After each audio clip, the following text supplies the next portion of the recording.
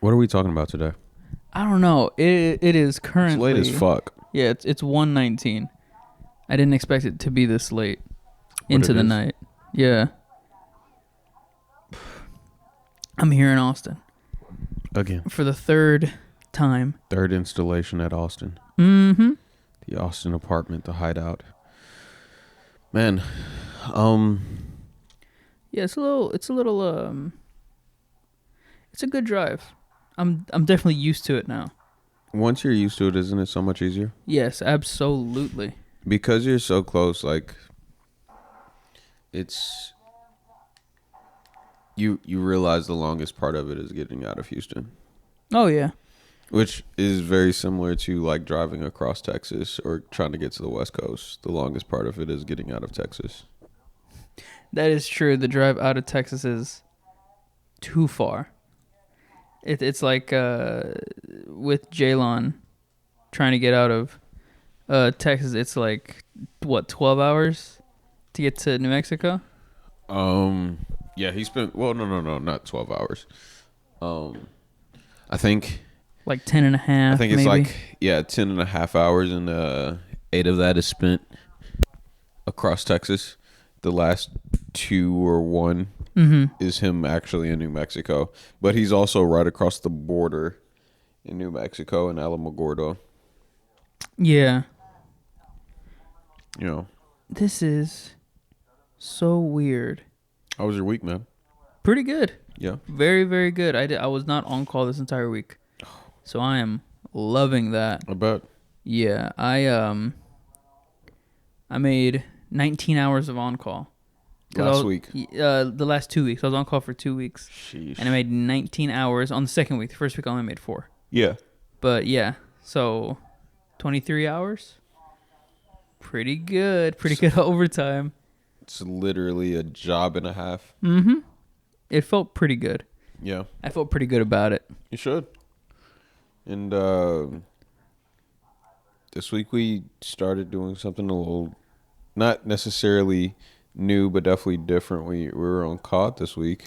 Yeah. Instead of Super Smash. So that's a bit of a change up, going from like fighting to FPS, first person shooter. Yeah, we were doing Smash Brothers for like, we played about like 3 sessions together, and then 1 session with Shelby. Yeah. And then I split that up into like 7 videos, 8 videos. Yeah. It's a lot. Yeah. People are definitely gonna have a good amount of Smash content to watch from us. I'm super excited about COD though, I'm gonna be honest with you. Yeah, me too. I'm excited. We have 2 full sessions and then that 1 half session that we did last night. Yeah.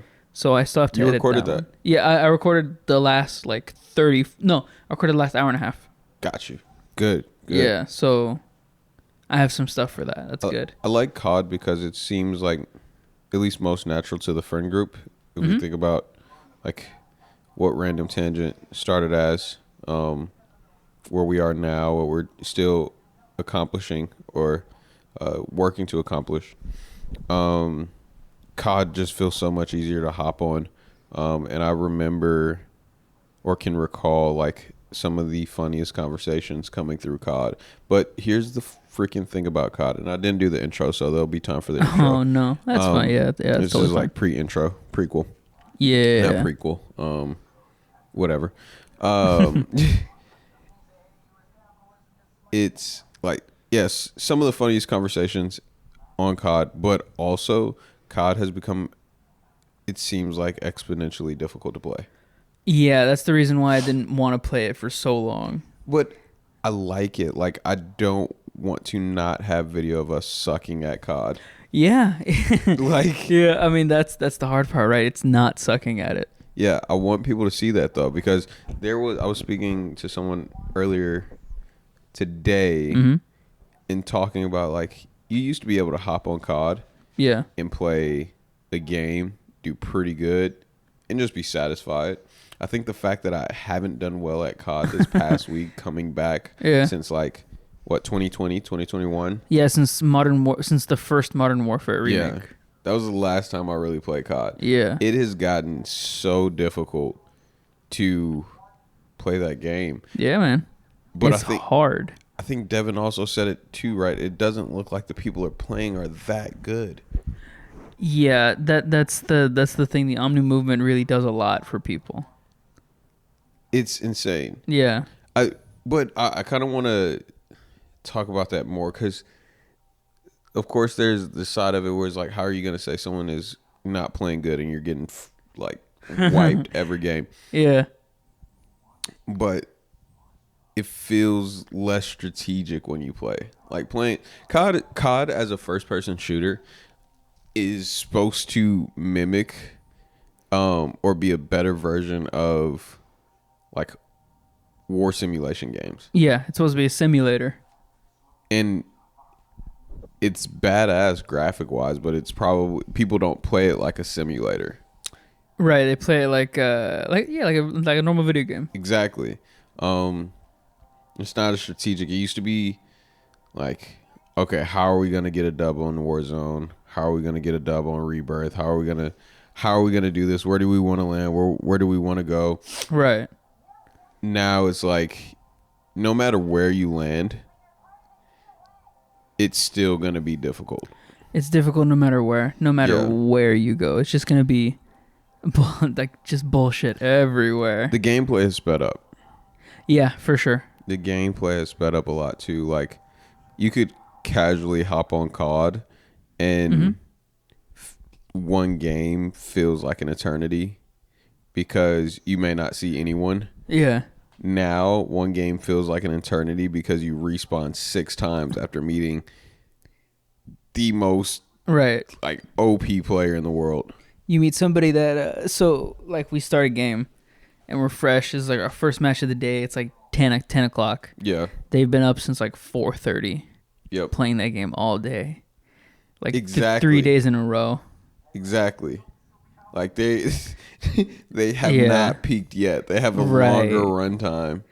Right, because this game is this new Warzone. It's relatively new. Yeah. There's so much time.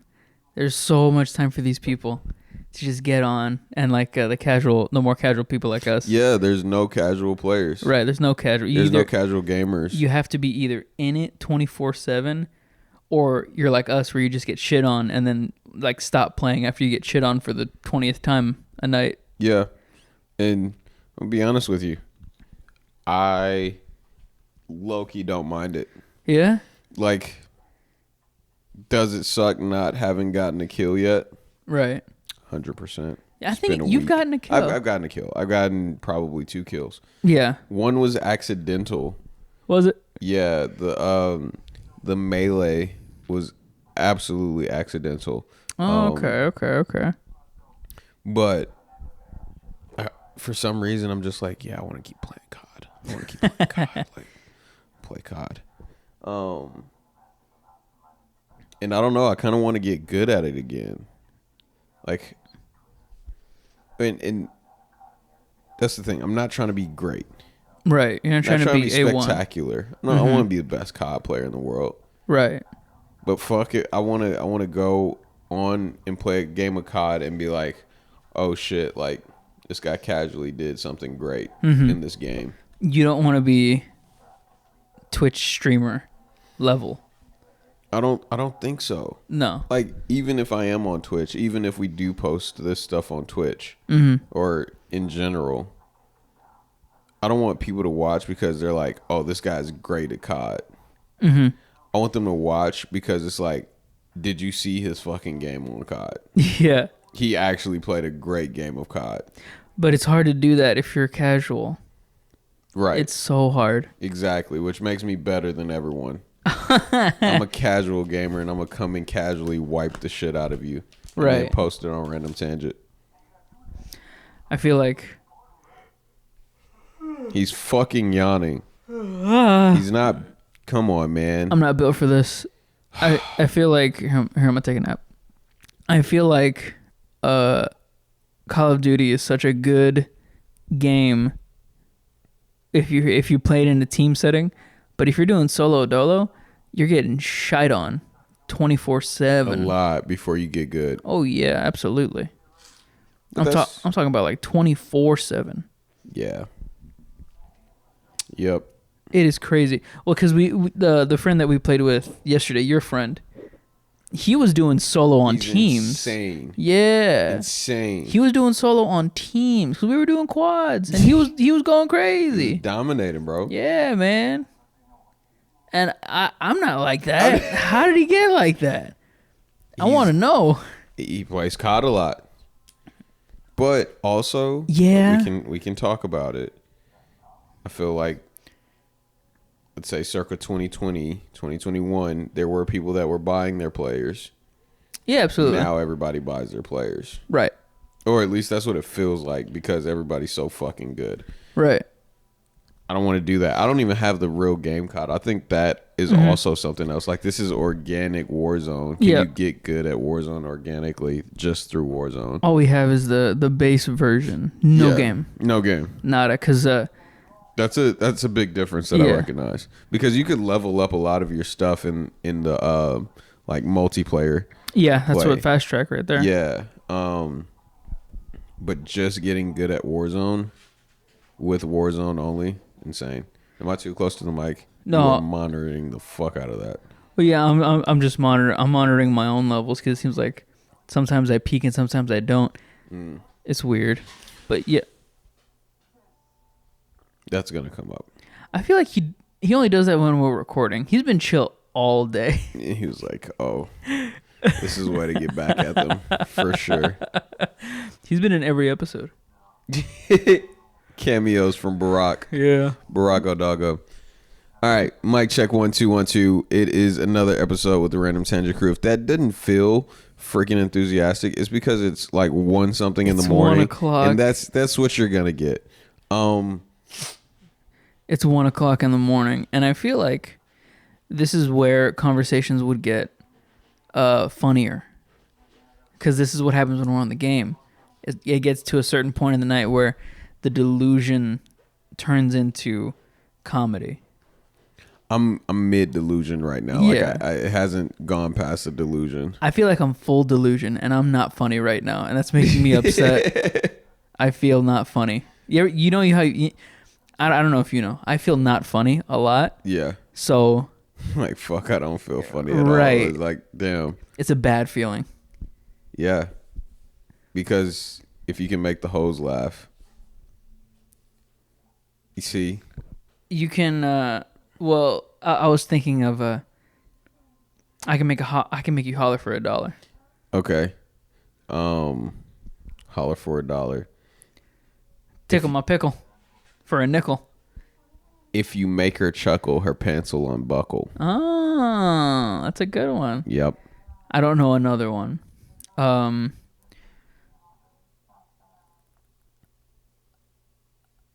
If you can make her laugh, I don't know. She'll let you tap her ass. I mean, okay, sure, yeah, that works. That does work. I think that you were close. If you can make her laugh. No, if you make her giggle, she'll tickle your pickle. There you go. That's where you tickle the pickle. Okay, I got it. I got it. That still could be fucking wrong. Hey, yo, Julia. You know I never make a fool of ya.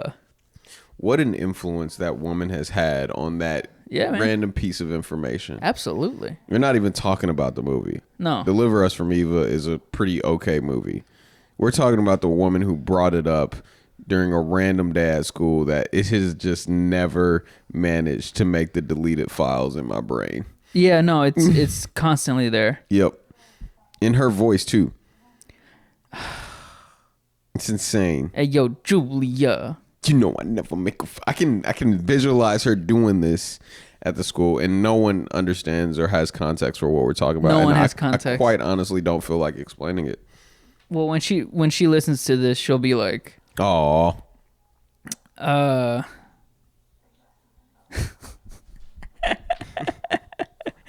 fucking tired."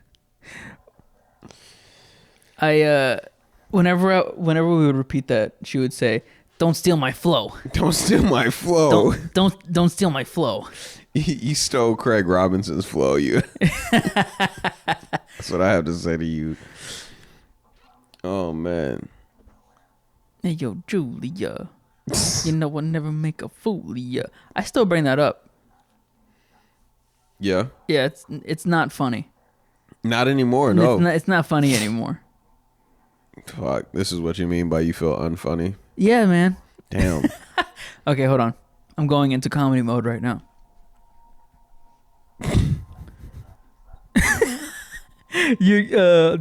For the audio listeners, you couldn't see what I did, but I just did a comical stretch of my shoulders. Oh my god. You shouldn't have fucking explained it. That's the unfunny part about this whole They thing. can't see me. What the fuck do you mean? They could have heard They my can't giggle see and me. realized how fucking funny that was to say you're about to go in comedy mode. Here, I'm about to go in comedy mode. Watch this.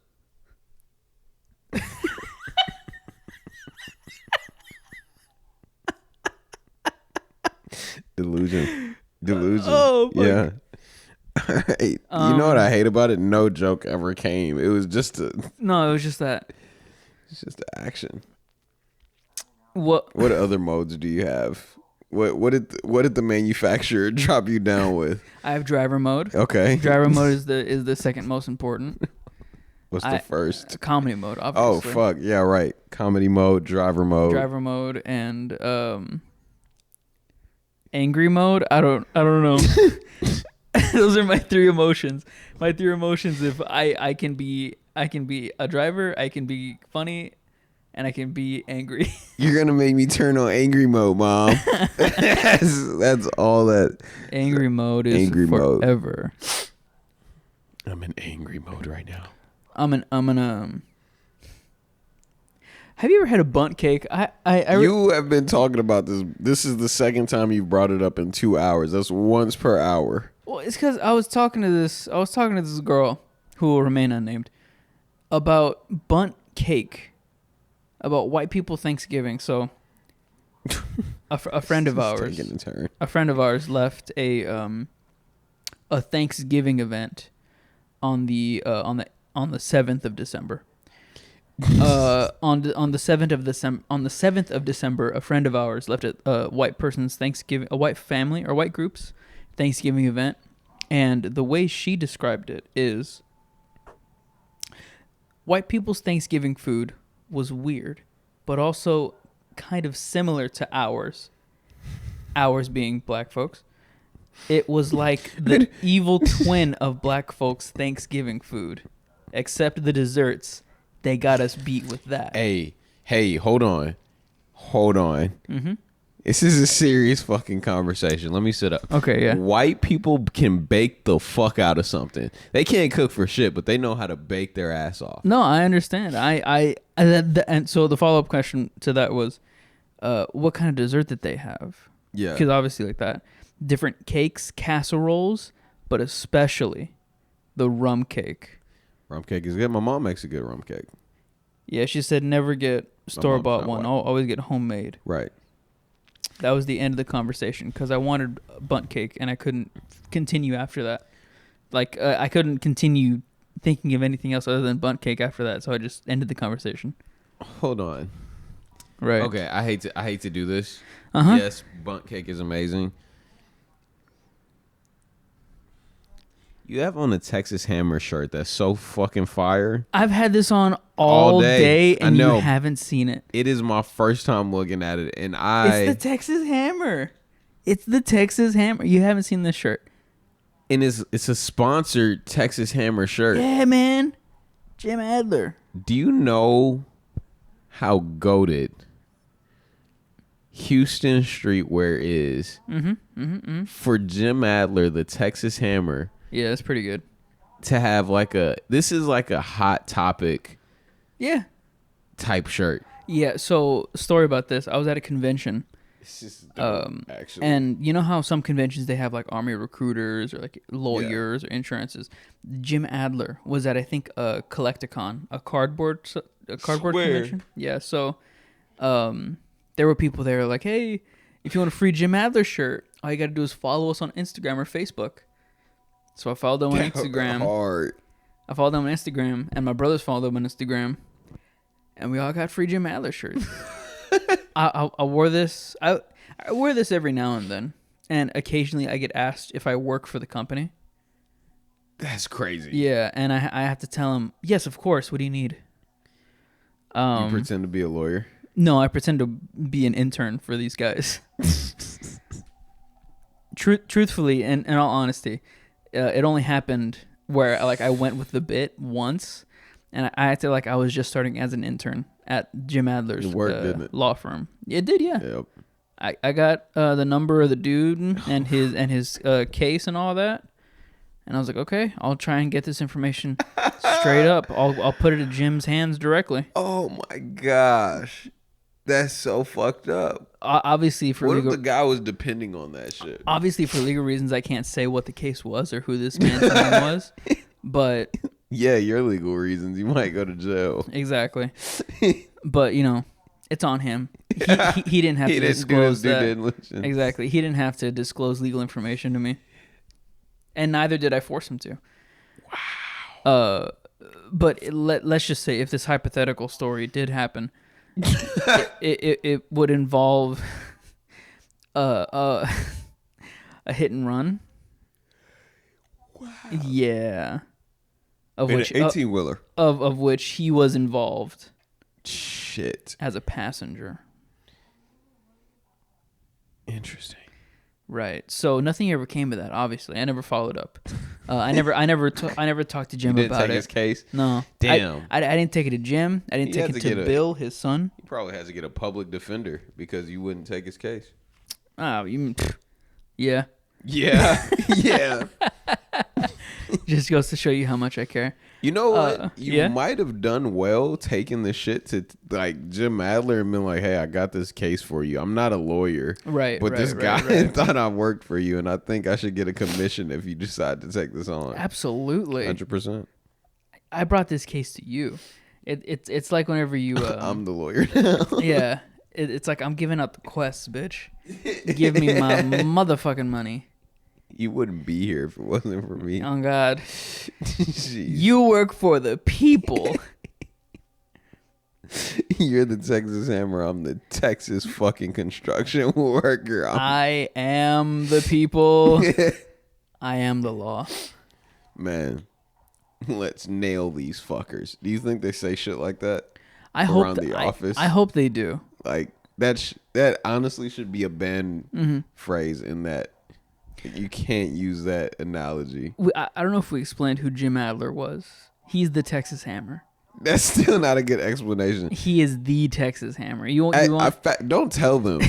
Don't tell them. That put some respect on that man's name. He probably voted for Trump. Google Jim Adler.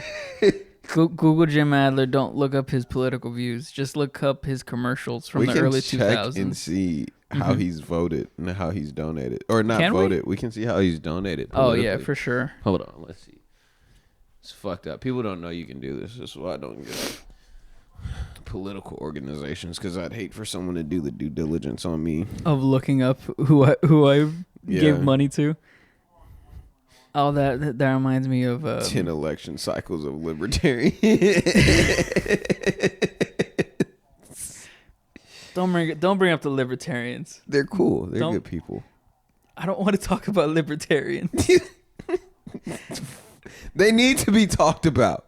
If I talk about libertarians, I'm gonna spiral, and I can't. I can't right now. It's 1:42 in the morning, and you need to spiral.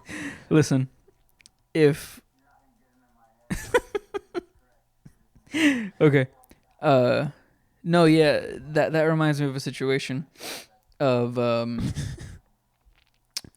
what's his name, the man that went missing in the 70s. He was a big union guy. He went missing? Yeah, it was a mob hit. Damn. God, I forget his name. He fought with Tony Cicero. It's a gangster. Yeah, they made a movie about it. It's called The Irishman. Is it Jim Adler? The Irishman is a great movie. I know what you're talking about. I love Irishman. It's probably my favorite movie of 2019. Jimmy Hoffa. Yeah, it reminds me of Jimmy Hoffa. Jimmy Hoffa gave money. Jimmy Hoffa hated the Kennedys. So Jimmy Hoffa donated so much money to Nixon. So much money to Nixon. Which was all, mob money. Yeah. Allegedly. Which is allegedly why he went missing. But, Oh, you know what? He might be. Sorry to interrupt. No, yeah, go. He might be well, based on this, he's a Democrat. Oh, is he? Yeah. So you're telling me Jim Adler Is at least fiscally a Democrat? a Democrat. Oh, would you look at that? Not all white people are bad. If I had to guess Jim Adler, what his political views are, I'd have to say just looking at him like face value, I would say he's probably I don't want to say it. I don't want to say it. Don't be scared. Okay, he's probably far right. He's probably far right. No, I'm looking at it right now. Oh, you're saying if you didn't see this. If I didn't see this. Yeah, I think He's probably far right. I He's on cue. I assume that Right. people are Republican until they're proven liberals. And What's up with you and liberals? nothing. Okay. It's like saying what's up with you and conservatives. Nothing. That is true. We're all people. Mostly. No, I'm kidding. Oh, come on. No, it's weird, bro, because when you realize how many people are Republicans, I should look up my CEO. That'd be fucked up. Right. But When you look up how many people are actually Republican, yeah, you're like, oh, it's damn. a staggering amount. Yeah. I think my mom's a Republican. Really? My mom's certainly more conservative than my dad. I hear that. Which is interesting. Because you would think, conservative dad, conservative mom, but they did divorce one another, so. But my mom's also from Mississippi. Right. So she's a But I don't think she voted for Trump at all. Oh, okay. I don't think. Big ups then. Yeah, big ups. But she definitely, the way she speaks, if you listen to my mom speak, is like, she's one of them's. You may have voted red or thought about it. You have red. I do. I have blue. You have blue. Sheesh. I am not a black Republican. I think it's just say that. I'm for the people. For the people. Listen. I'm for the people. I know the people. I said, wow, look at these people. That's pretty good. It's actually pretty good. No. People. Look at all these wonderful people. These are the people that we're talking about. I love the people. Wow, yeah, the people. The people. I have the best people. No one has people like I have people. All right, that's enough of that. And it's funny because it's like on point. That's a rally speech. Someone wrote that for him. It was like, he wants to talk about the people tonight. Okay. Okay, yeah. Let him talk about the people, I guess. People are here. Acknowledge the people. I mean, if he really has to talk about the people, then I guess talk about the people. But okay, so it looks like Jim Adler on May 30th, 2024, donated $10,000 to the Harris County Democratic Party. Holy shit! He also donated $300 for Colin Allred for Senate. Okay, Colin Allred for Senate. Holy crap, he gave a lot of money in May. How much money did he give? I'm looking right now. Hold on. Let's see. Oh, wait. That's 2023. Gave a lot of money in 2023, too.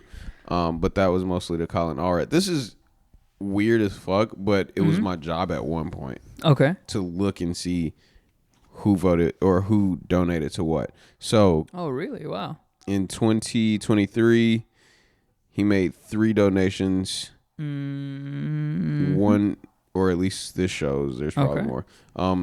One to the Colin Allred Victory Fund. Oh, wow. $1,000. And then 2 to Colin Allred for Senate.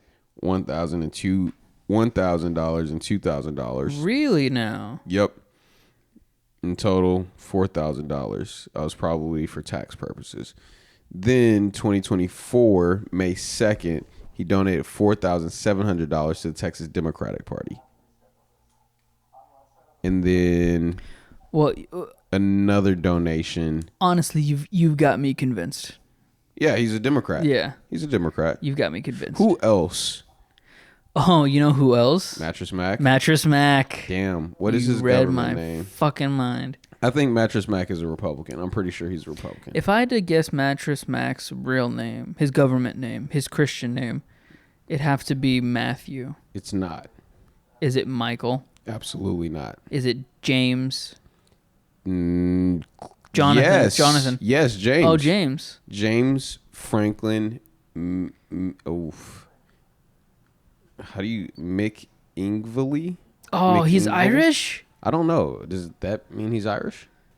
James, man, It's a tough one, isn't it? Mickingville. Mickingvale? I think we're absolutely. This is why he went by Mac. Yeah, Mattress Mac. 100%. Listen, if he's Irish, up the IRA, you know? You should say that. I don't know if is that safe to say? I don't know much about the IRA. Listen. If it's not safe for me to say, then I apologize. But if it is safe for me to say, up the IRA. Okay, hold on. I'm looking. Yes. Okay. Okay. What do you have to say about this? He's donated a lot of money. Oh, to who? A lot of. Oh, wow. To who company? To who corporation? Okay. I see. I don't know. How many is this? Jesus. 1, 2, 3, 4, 5, 6, 7, 8, 9, 10, 11, 12, 13, 14, 15, 16, 17, 18 donations. Listen, don't tell me the bad news. This is still okay. The last donation I see here is in 2020. Oh, okay, perfect. In 2020 for what? Pierce Bush for Congress. Pierce? Who is, Bush. if I'm not mistaken, he is... No relation, right? No, definitely relation. Really? Bush in Texas is like... It's... What is... What? It's like... They're like royalty. Yeah, they're like... yeah, royalty. So... If you're into that sort of thing about Texas. Yeah, exactly. Okay, so Pierce Bush is the son of Neil Bush, who is the fourth son of George H.W. Bush. The fourth son of George H? Yes. Of H.W. Bush? Yes. So the fourth son, which is Neil? Yes.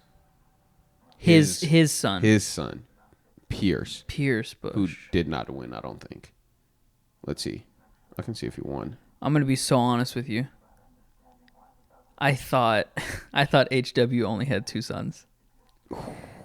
I really thought HW only had two sons. Damn.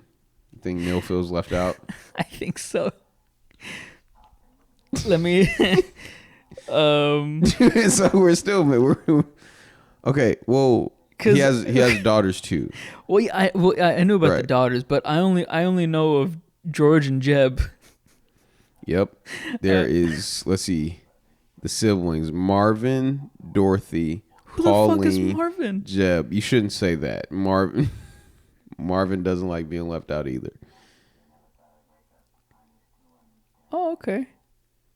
That's a big dude. Oh my god, he's 6'4". Dude, Jeb Bush is actually... Jeb was huge. He's tall. Yeah. When I met him, I was like, man, Oh, you met him? yeah, I work for him. Oh, This that's is right. where I was Yeah, doing this. That's right. What do you think I was doing this work at Jeb Bush's firm? It's like, hey, we're going to talk to this person. Can you see how they donated? We don't necessarily care. We just want to know. Okay, back to Mattress Mac. Yeah, fucking right. All right. Yes. So he gave $2,800 to Pierce Bush for Congress. Do we know if Pierce Bush won? I don't think so. Did you run for Congress in Texas? Yeah, I would think so. Let's see. Pierce Bush for Congress. Let's see what it says. Yes. It says, well, the first thing that comes up is the Texas Tribune that Pierce Bush's family's name doomed his congressional run. So I'm assuming it wasn't a well put together congressional run. I think I've met this guy. It's possible. I think I met this man. Okay. He also has, let's see, in 2018, 3 donations. One was to Culberson for Congress. Dan Crenshaw for Congress, and another to Dan Crenshaw. Okay. In 2012, he donated $6,450 to the Vermont Republican Federal Election Committee, which is weird. He also donated to the Idaho Republican Party, Oklahoma Leadership Council, Massachusetts Republican Party, and in 2012, he definitely backed Romney. What's his... Okay. Yeah. Listen, if you... Romney was popular. Yeah. Not as popular as his opponent, which got him in the end. Listen. Romney was very, very popular from where we're from. He was. Okay. Yeah.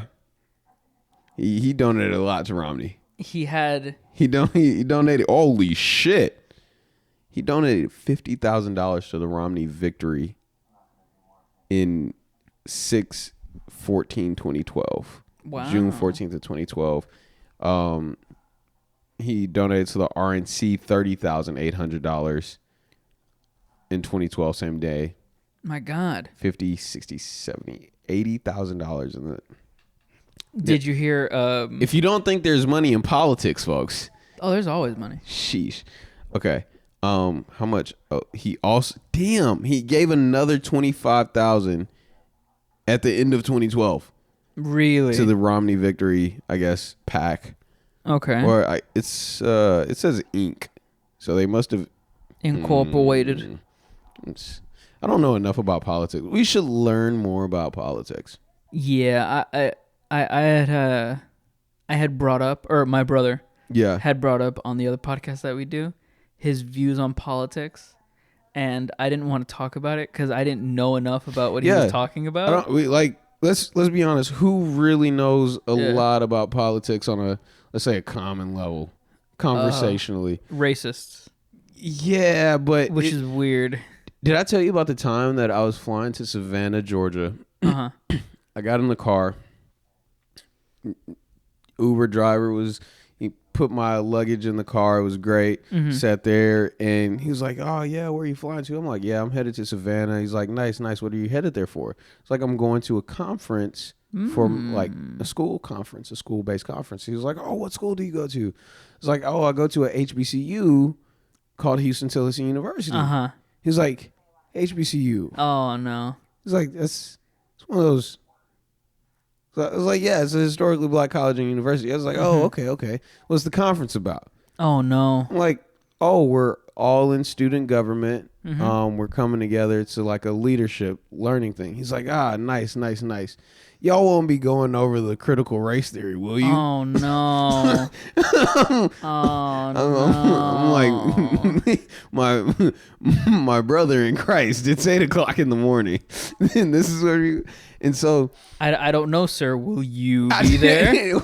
I was like, I was so thrown off because I was like, you were so taken aback by that. Taken aback. Yeah. Taken aback. We gotta circle back to the Megatron disses. But yeah, I was so taken aback because I'm like, early in the morning, this is the conversation you want to have. Yeah, it's not. Fuck it. That's crazy. That's not mine works. It is crazy talk at 8 in the morning. 8 in the morning, headed to the airport. Like, I can't do that. 30, like a 20-minute ride. Here we go. Right. All right. So I'm like, no, I don't think we will be covering critical race theory. have you read Critical Race Theory? And he's like, no. But I watched a couple videos, and of course, right. Mind you, I haven't read Critical Race Theory. I have the book on my bookshelf. So every time I'm here, I look at the book and I want to I want to open it so bad. It's legal text, bro. It's dense as fuck. No, yeah, it's thick. Like that. I think that was the biggest shocker ever, because I was like, you know what? I'm thinking about this conversation. I'm referencing it in my head when I'm in Barnes and Noble, and I'm like, damn, he got one up on me because at least he had watched videos on critical race theory. Yeah, like at least he wanted to know at least. Exactly. I had the like awareness to be like, have you read the book? And he was like, no, but I couldn't say shit after that because it was like, right, I haven't read the book. I got the book. I opened it and I was like, oh.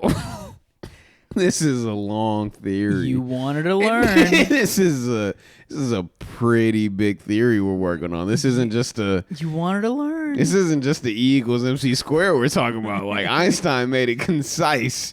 It's akin to an Algebra 1 textbook. No. You don't think so? Give me the Algebra 1 textbook all day. Oh, come on now. This is So you think this is like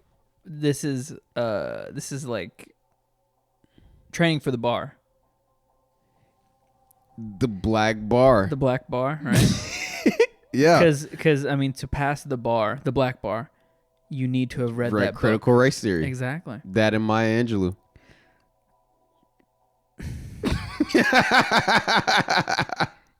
I can't say enough about this. I can't say too little either. Exactly. Exactly right. Dude, now mind you, it's 8:00 in the morning. It's 8:00 in the morning. And so I'm trying to figure out. I'm trying to get my bearings, and he just goes in, and I'm like, I just want to catch my flight. I just want to catch my flight. So I'm listening to it. I'm trying to, when I hear those things, it's less for me about like what he thinks about this specific topic. Okay. I want to know about him, right? Yeah, him as a person. Who are you? I was like, right. How long have you always lived in Houston? Yeah, I grew up in Kingwood. It's like, okay, Kingwood's pretty old and it's pretty wealthy. It's like, yeah, my dad worked in oil and gas. Oh, okay, there you go. See, you can. You start to find the picture, right? Like you start to see the pattern, right? And I'm not saying that leads directly to why critical race theory is one thing or another. I'm just saying, right? If you're a retired, mind you, he's old. He's old as hell. Yeah. He's old as hell because he's doing rides in retirement. He's doing Uber. He's doing Uber at 8:00 in the morning because he's retired. He's retired, and he wants something to do in the morning. Exactly. Yes, I know this oil tale. And gas. I was like, oh, got it. Yeah. You're who critical race theory is probably talking about. Yes. In referencing to some of these things. It's funny whenever life imitates art, but it's funny whenever you see it happen in real life. It's like, okay. I'm rocking with you. I can see why at 8:00 in the morning when you picked up a black passenger from Atascocita who said he was going to an HBCU conference in student government, you would be like, the one thing they're definitely going to be talking about there is critical race theory. If I was that person, which I'm not, if I was that person picking up a young black kid who looks well off in Atascocita with my background of, well, my daddy worked in the oil fields. Yep. If I was doing that in the morning, I would be thinking to myself, something here isn't right. Why am I driving him? Yeah, what happened in my lifetime to where now my daddy worked in oil and I'm retired obviously. But now I have this I have this kid right here. He's going to a university and He's going to a university with a bunch of other thems. Oh my gosh, Antonio, I'm fucking crying. And he's going on a flight. I can't get on a flight. I'm not getting on a flight at 8 o'clock in the morning. And he's going to a conference. What kind of conference is? Something's not right. You said you went to what college? That's fucking hilarious. Yeah.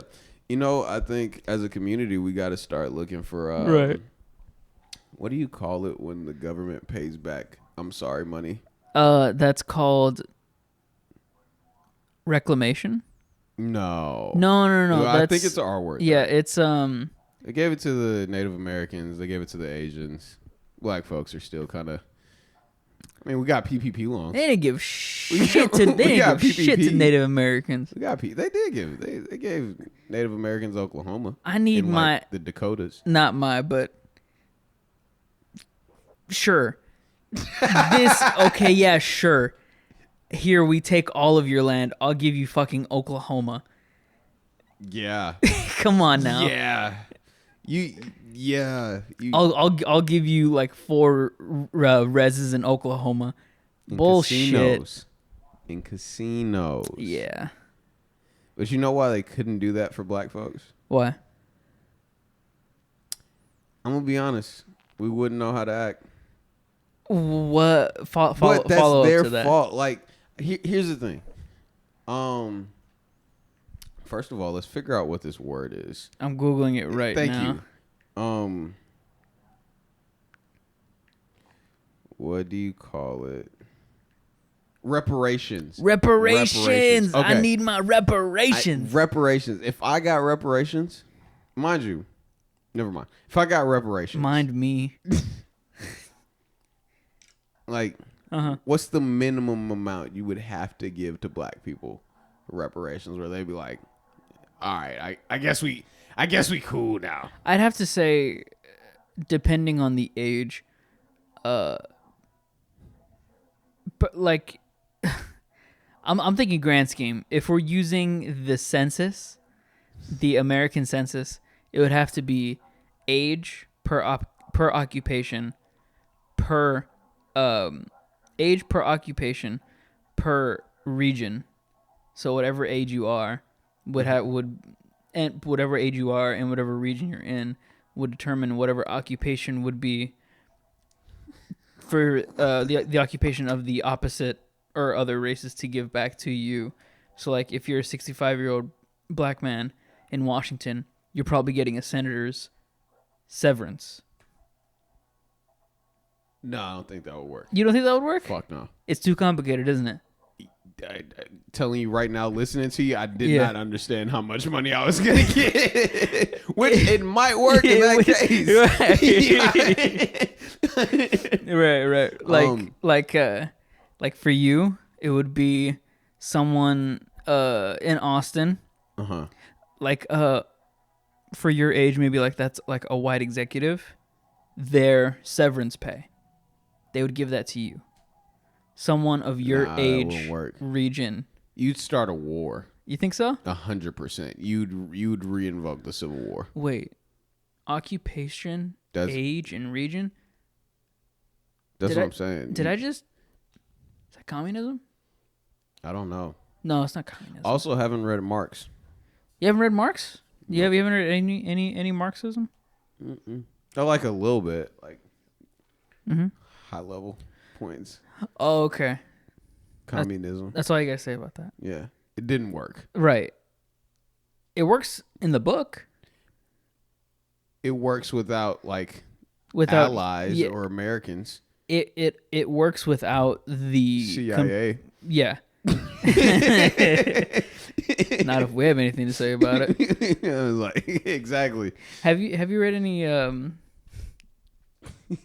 I kind of like that one. Yeah. Communism works without the CIA. Yeah. Karl Marx, man. Yeah. What about Stalin? No. No Stalin? Mm-mm. But I'm gonna be honest with you, that's out of my like regional interests. Like, really? If I worked for the CIA, I wouldn't be in Russia. Okay. I'd probably stand out as like one of different. 10,000. Let's see how many black people live in Russia. Have you read any Mao? No. Why are you talking about all these terrible people. Well, Historically, you, according to Americans, you brought up. I did bring up Yeah. No. That was a rabbit hole. No, you said communism. I said I hadn't read Marx. Then you said, what about Stalin? And then what about Mao? That makes you 2. You're right. For how many black people? I'm a little. I'm a little sleepy, a little loopy, and it's perfect to talk about politics now. I thought I was just relabeling communism, but now that I'm thinking about it, that is not what I was doing at all. Of the 144 million people living in Russia, between 40,000 and 70,000 of them are of black descent, and that's from Fair Planet. Black descent, does it say region? Let me click into the link. I want to know how evolution of racism against black Russians is the first thing that popped up. Well, because I want to say, or I want to ask what region, because I really want to know how many black Russians there are with a Jamaican accent. What does that sound like? I would love to attempt. You got to now. I would have to now to attempt that. 100% have to. Well, the thing here is, that's gonna be a tough one to mix. Exactly. That's why I think it's okay. Like I am neither of those in any sort of way. In like, there's no like 3-point of connection. Yeah, you're out of. That's why I think it's okay. That's so backwards. Because at this point, if anyone's listening, they're gonna be like, "Yeah, what does Jamaican Russian sound like?" Honestly, if you just want to think what does Spanish Russian sound like, or Mexican Russian sound like? Mexican Russian would just sound like regular Russian. No, it wouldn't. I think so. Give me an example. Well, I don't speak Russian. Okay, what is a Russian accent sound like? Whenever I think of Russian accent, I always think of Rocky 2. Okay. Right. I'm following you. That's it. That's it. No, yeah, that's it. That's literally it. America. Yeah. America. Oh my gosh, that is so fucking sad. Yeah, man, it's good. No, you know it's no better. I'm taking Arabic classes right now. You sure are. And as I'm taking my Arabic class, as I've had a friend that's lived in Morocco, okay, come back, is doing great. I have realized all of what I know about Arabic has been from movies about war. That's fucking terrible. Here's the fucked up part about it. Most of those people speak fucking Farsi, not even Arabic. Oh my god. It's not even right. America. This team America. This is why Americans need to travel more outside of the United States. Well, you say that, but we do, and we need to do it humbly. Well, I mean, like regular people need to be able to travel outside the United States. You say that, but I would not want an Alabama family in scenic whatever you call it, in scenic Singapore. What not, bro? Be fucking hilarious. What do you think an Alabama family is gonna do in fucking Singapore? Here's the thing though. An Alabama family, if we're thinking about the same family, it was a task to get them outside of Alabama. Yes, it was. It's a task to get them anywhere. To get getting them to the airport was a major critical win. And the fact that they ended up in Singapore, that's a reality show. Cousins in Singapore. Well, okay, so let's say this. Let's say another scenario. A family of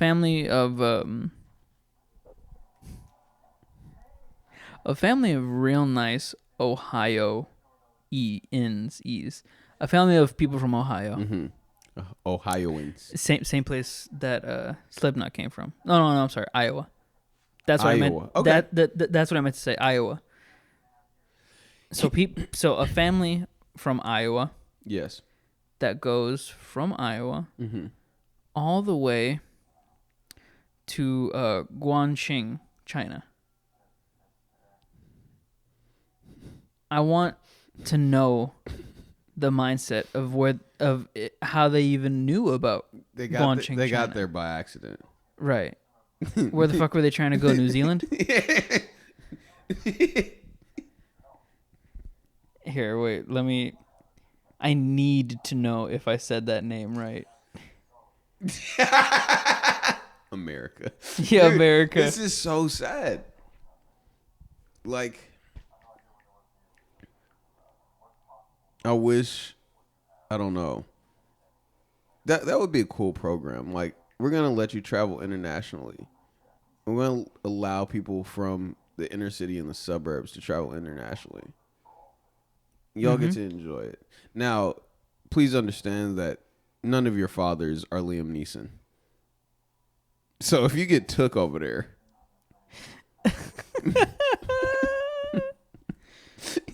you better hope you better Ain't nothing to it. you better hope you are the most important inner city kid in the world. Or suburban kid. Or can't. anybody.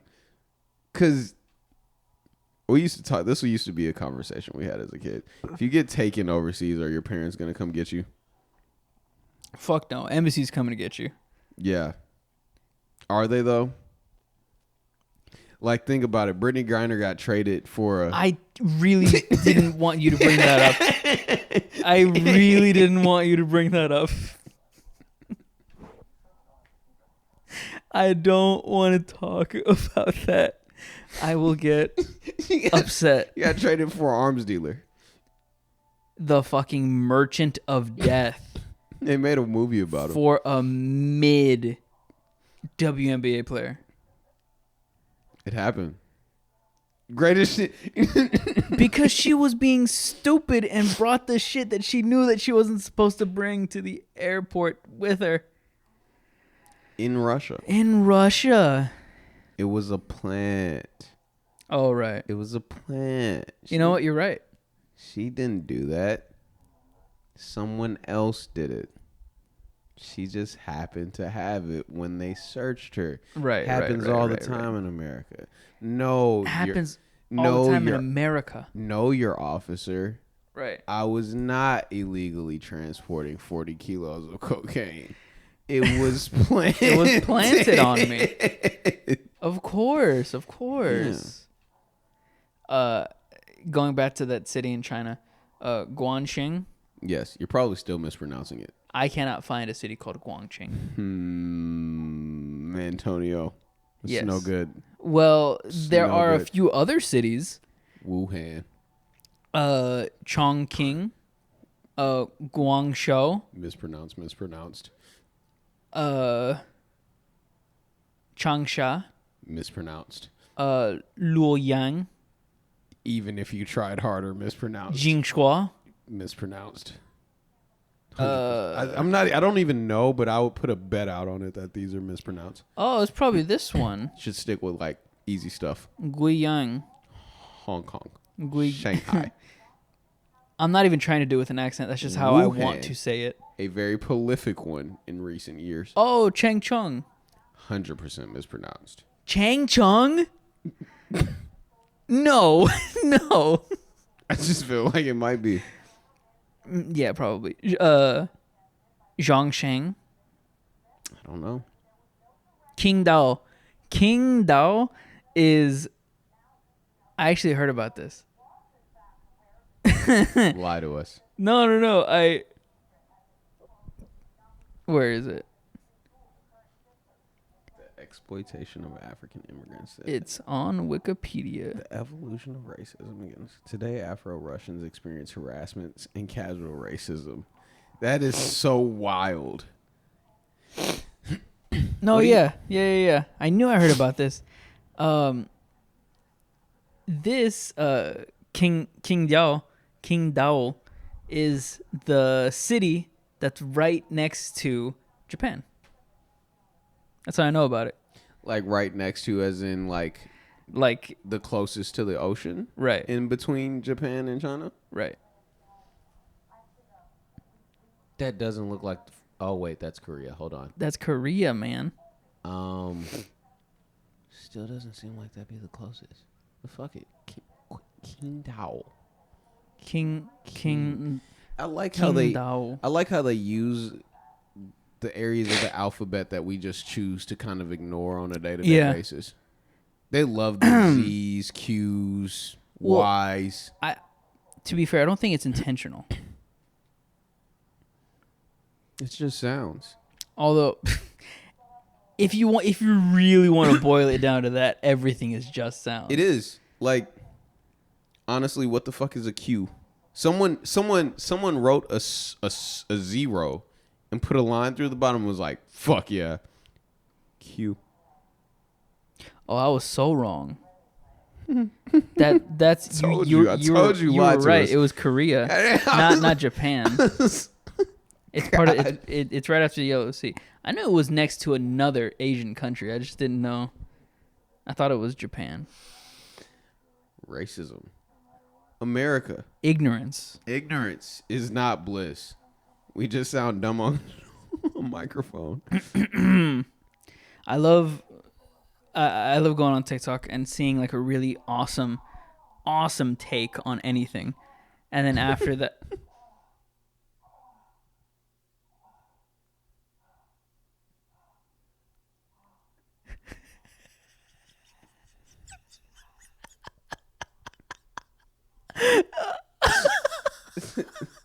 This episode. The show has devolved over the course of an hour and 45 minutes. It's still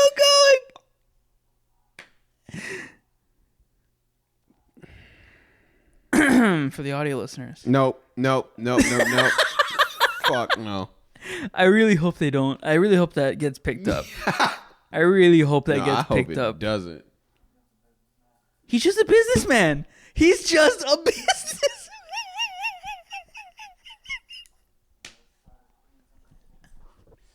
So sick. He's just a businessman. Oh my god. That's all. He's just a businessman. Doing business. Doing business things. No, damn. He's just a businessman. It was just business.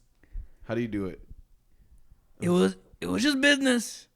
It was just business. I can't do it. The second one. The second one sounded better, but it wasn't there. Yeah. When you go up. I do a lot of business. Not like that. I can't do it. It's a little grumbly. Yeah, that might be because it's late. I gotta clear my throat. Pause. You know what? It would be funny to have a political like talk show where you openly use pause. Would it be any better than a political talk show where we obviously don't know anything about politics? 100%. Right. No, How does one learn more about politics? Well, first of all, you pick up a little book I like to call the Critical Race Theory. You read that front to back. And cover to cover is insane. Cover to cover. You read the fucking synopsis. The synopsis on the back. If there is one, I don't even know. How you become Dr. Umar? You cannot become Dr. Umar. Nobody can become Dr. Umar. That man is a... Dr. Umar is the plant, actually. Dr. Umar is a gift. He is a gift from God. Dr. Umar is prolific. Oh my gosh, those words. Oh, Dr. Umar, I love Dr. Umar. I believe he loves white women. I can totally see Dr. Umar with a white wife. It's like whenever someone is super homophobic and then they come out later as gay. Yeah. It feels like that, doesn't it? 100%. It's so interesting to see. Black Queens Forever, Snow Bunnies Never. Yeah, give me a break. I know he was going insane during college. I can't say some of his more famous quotes, but... Are you serious, my brother? Are you serious, my brother? Yeah, Dr. Umar is a plant. I wonder if there's a white version of Dr. Umar. Like George H.W. Bush. no, no, no. There's a. Let's see. What would a Dr. Umar like? What Dr. Kyle? Dr. Kyle. I need a. The truth is, the white version of Dr. Umar is just a eugenics. True. Like, Yeah, just straight up eugenics. yep. Actually, there are white versions of Dr. Umar. We left them in the 40s. They didn't make it out. They're either there or in Argentina. Absolutely. Oh man, I can't say some of these things. You looked up his popular quotes? Yeah. Let me see. Popular. I think it's Yeah. Dr. Umar quotes. Discipline determines destiny. Discipline is the ability to do what you don't want to do. You see. Wow, TikTok, Dr. Umar, famous quotes. Insane. Good job, TikTok. You're a database now. You're a database, TikTok. Congratulations.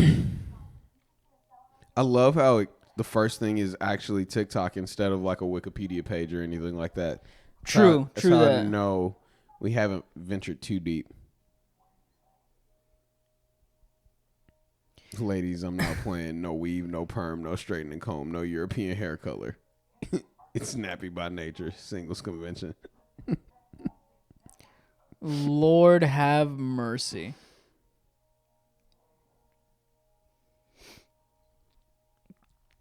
Man, Is Dr. Umar a real psychologist? He is a doctor of clinical psychology. He is real, period. He is real, period. What was that? What? He's real, period.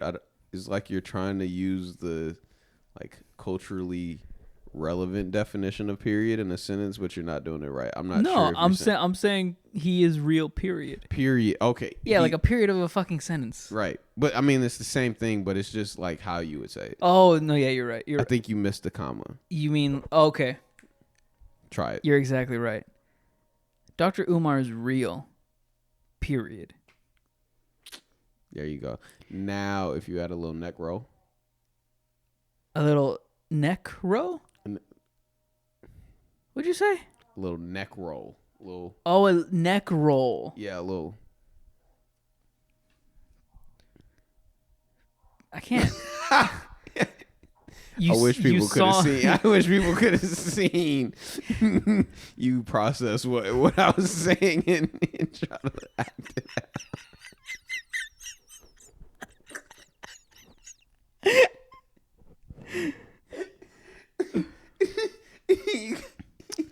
You just turned your head sideways.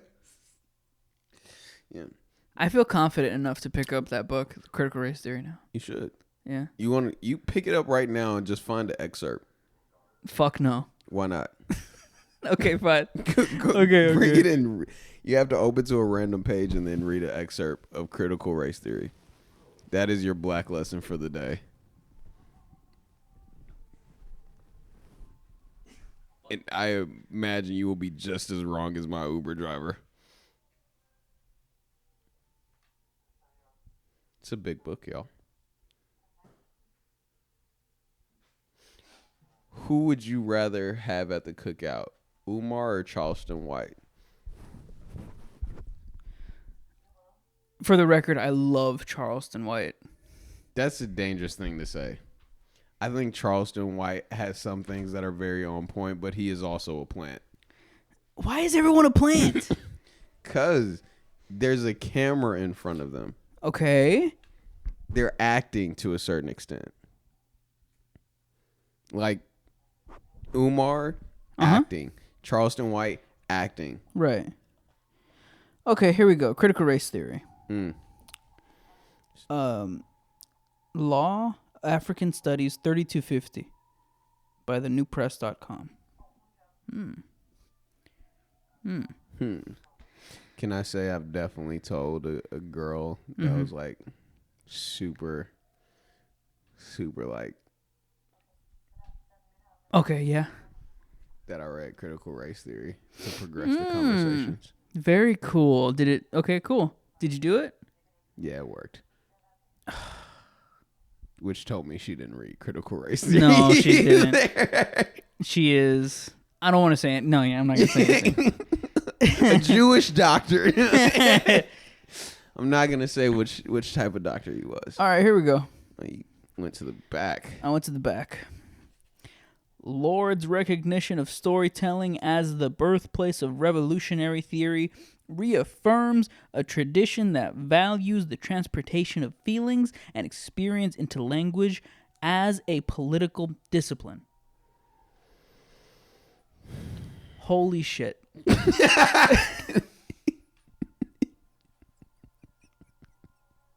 Now, how many pages are in that book? Okay, let me go to the end here. Let's see this. Critical race theory ends on page... Okay, this is just all summary. Yeah, this is all conclusion. Let's see. 490. And the conclusion finishes on 494. 494 conclusive pages. Now, tell me what you just read. I love black people. I was hoping you would be more serious than that. But exactly. Yeah. I can't tell you. I No, opened up. I tried. I looked at it and I was like, yes, we're going to get through this. If I can find the excerpt again. Watch this shit. I'm about to find it. He's not about to find it. For reference, if you've never opened this book before, this 498 page book, it is split into 2 columns with probably 11-point font Times New Roman. Oh. I can tell you were much further in the book than that. They're going to hear opera in the background. I hope they don't. I think you're right. It was a waste of a 20. 100%. About the whole fucking season. I got to sit and watch it. Apparently, it's really good. You know what? You don't even have to find the same excerpt. You found it? Bet. Just find another one. Find another excerpt. Hell yeah. And let's sit. Find like a break in the space. Like, okay, what's the next page after that? Okay, what does that say? Part 2. Jesus Christ, part 2? Fucking hell. All right. Part 2. Critical race theory and critical legal studies. Boom. Contestation. Contestation. Is that a real word? We can look it up. Contestation and coalition. Coalition is definitely a world word. Am I just saying it right? I'm dyslexic. Contestation. I'm dyslexic. You're not so dyslexic. It's just a big word. I am dyslexic. It's just a big word. Contestation. It seems like you're referring to the term contestation, which can be used in various contexts. Legal or formal dispute. Contestation is often used in legal terms to refer to a challenge to something, such as contesting an election result or a legal decision. So here we go. Looking to the bottom. Critical legal studies and reparations. Oh, reparations! Part 2. Hey, I can take that.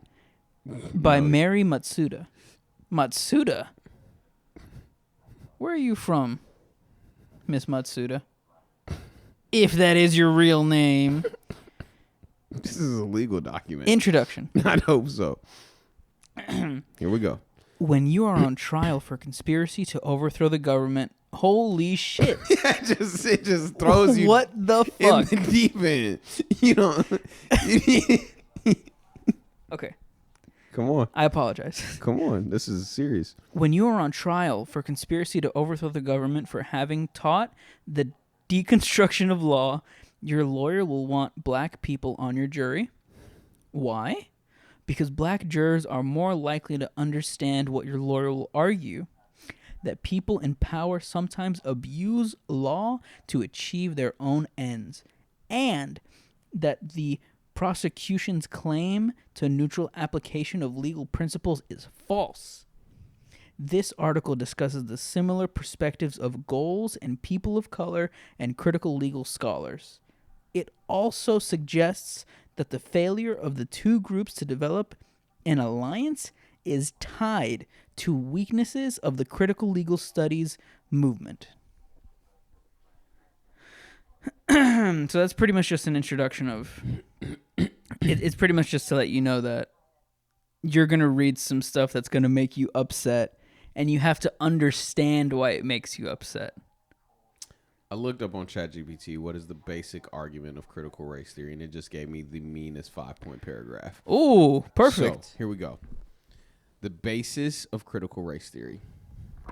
Critical race theory is an academic framework that examines how race and racism intersects with various social, cultural, and legal systems. It argues that racism is not just an individual prejudice, but a deeply ingrained and systematic part of societal structures. CRT, short and critical race theory, challenges traditional legal and social concepts of neutrality, colorblindness, and meritocracy, suggesting that these ideas often perpetuate racial inequalities.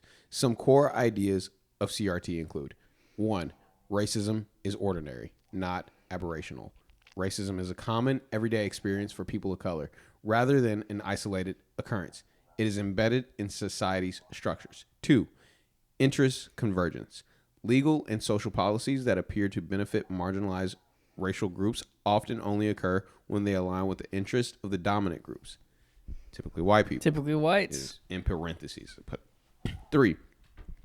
Social construction of race. Race is not biologically inherited, but it is a social construct with real consequences. It has been used to justify inequality and exploitation. 4. Intersectionality. People's experiences of discrimination are shaped not just by race, but also by their other aspects of identity, such as gender, class, sexuality, and more. CRT highlights the complexity of these intersecting identities. 5. Voice of color thesis. Those who are marginalized by race have unique perspectives that are valuable for understanding and addressing racial inequality, which is often overlooked in dominant narratives. In essence, CRT seeks to uncover the challenge the ways in which racial injustice is perpetuated through laws, policies, and societal norms. I agree. Do you? I do. What did I just say? It's a big law book. Well, I mean, it's a theory. It's You just added 50,000 new subscribers from Alabama. You got them to get on the plane. No, it's Is it a theory? no, It is it's I don't know. it's Is it a good theory? It's a good theory. It's the black experience in America, and how that is perpetuated in your everyday life. I don't think it's so much just the black experience. I think, you know what? A part of the introduction that I read, I think said something about this. It's race as a whole, not only as it just pertains to black people. Which goes back to point 3, social construction of race. It's not biologically inherent, but is a social construct. I wanted to with ask real you about consequences. that. Yes. Yes. Yes. Are you asking if I agree with that? Yes. Social construction of race. Race is not biologically inherent, but it is a social construct with real consequences. There's the human race. Right. There are many different. You know what? Because we are the human race, but there are many races, which is the social construct. Do you remember that? What was it, like 3rd grade, where we took? No, stay with me here. Do you remember the 3rd grade? Some of it. We took what? STAR test, tax test. It was tax. Okay, and there was that picture of the butterfly, and one was black, one was white. It was like, it was about adaptation. You just got a whole bunch of people that look like and can adapt to different things. That's what I think. Yeah. Do I think it has real consequences? Of course. Of course. 100%. 100%. Do I used to say, like, because of the real consequences, you can't necessarily. Well, I guess you could still call it a construct.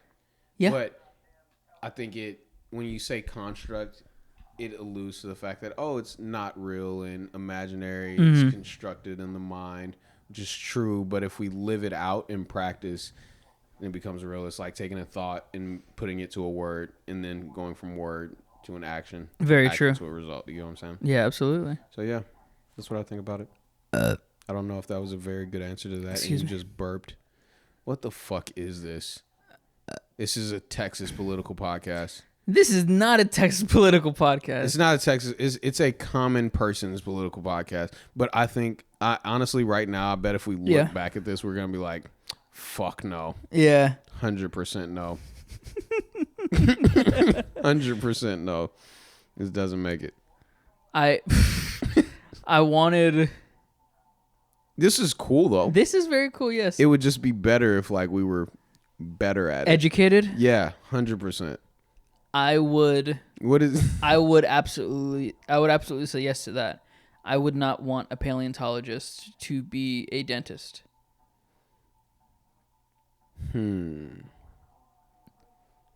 That being said, we're not educated in this subject. I see. Okay. Got you.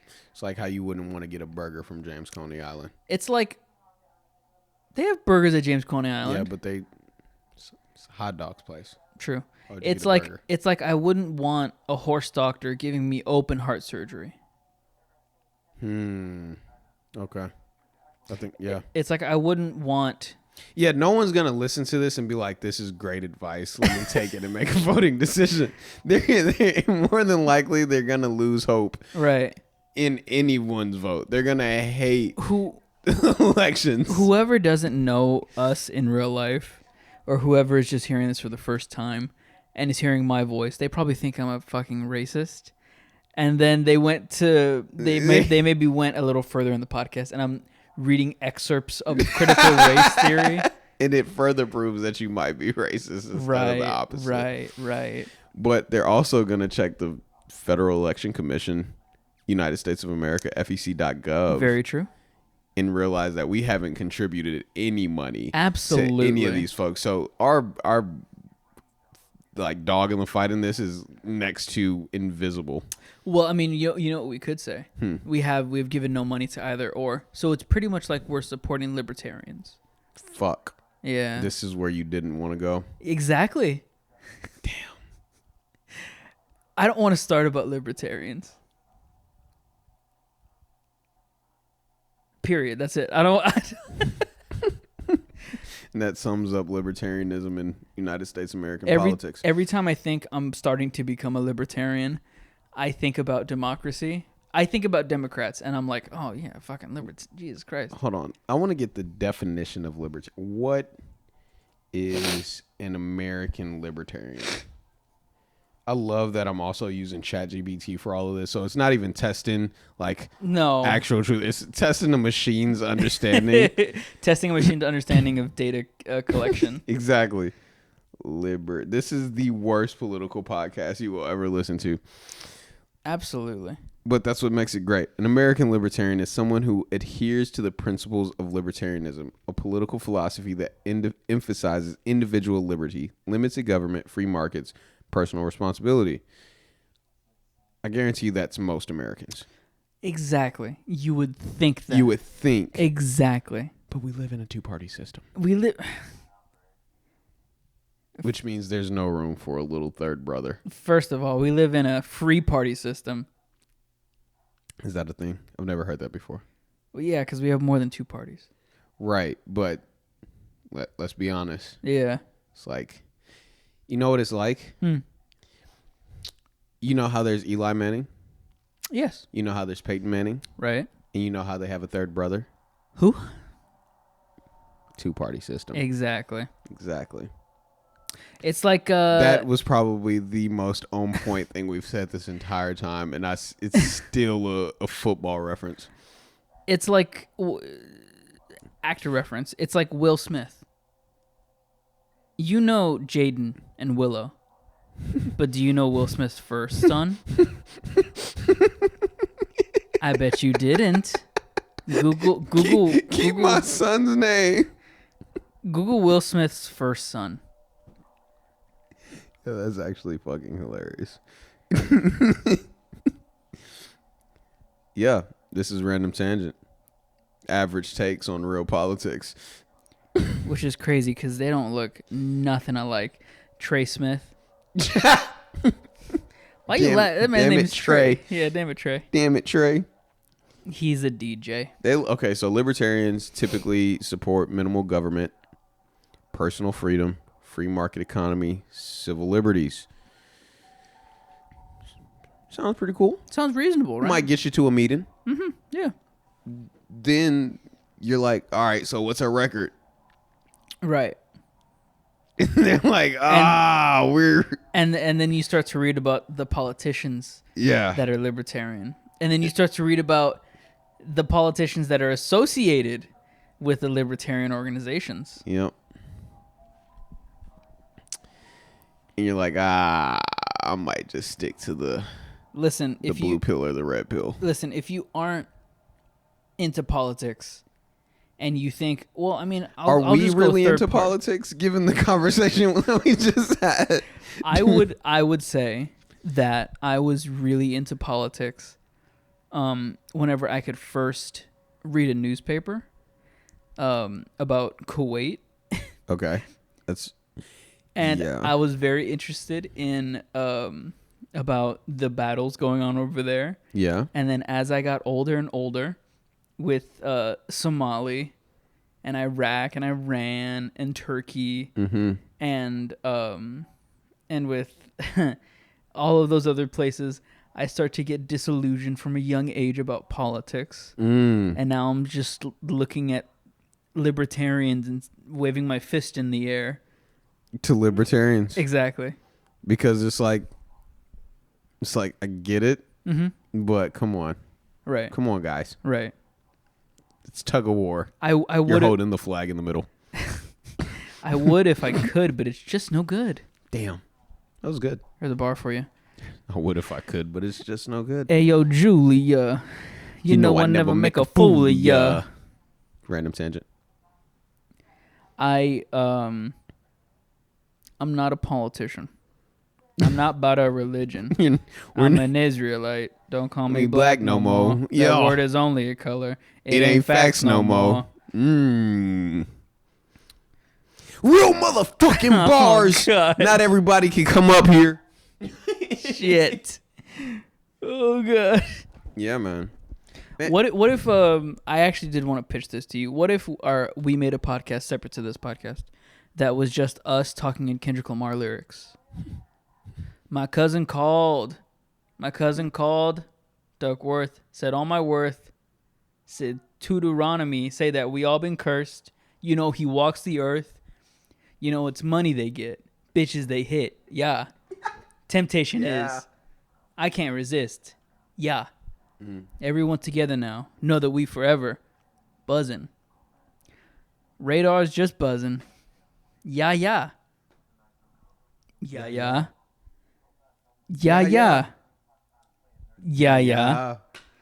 Buzzing. Be all right. Yeah, we'll be all right. We gonna be all right. When I wake up, I recognize you looking at me for the pay cut, but how must I be looking at you for the face down? Yeah, I think so. My Mac 11 even boom with the bass down. Excuse me, but let me tell you about my life. Painkillers only put me in the twilight, but Pretty Pussy and Benjamin is the highlight. Yep. I tell my mother I love her, but that's what I like. Lord knows. 27. Fuck, I fucked it up. You did. Shit. Damn. 20 of them on someone come and get me reaping everything. So someone come. That part always trips me up. Yeah. I've been trying to learn that part since middle school. And I've never looked up the lyrics. I just listen to the song and I just try to listen real hard at that one part. It just doesn't work out. No. I don't know. That would be glazing Kendrick too much. We gotta wait. Satan wanna put me in a bow tie. Pray that the holy water don't go dry. Yeah. As I look around me, so many motherfuckers wanna drown me. There's a new could never down me. In front of a dirty double mirror, they found me, and I love myself. When you're looking at me, that couldn't work because I am notorious for fucking up lyrics. You are, yes. 100%. I learned that about you very quickly. You didn't correct it. Yeah. No, well, because I really liked. I repeat songs, so I learned the lyrics pretty quickly. You just don't listen. Is what I think.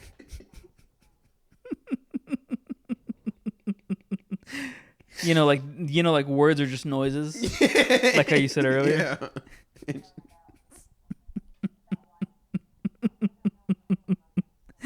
Yeah. Damn. Living in a world with undiagnosed ADHD. I love. My favorite song. One of my favorite songs. XXX featuring U2. It's crazy because I listened to the song. U2 did a song. Yeah, feature. With Tentacion? No, for Kendrick Lamar. Oh. XXX featuring U2. I was like, when did that happen?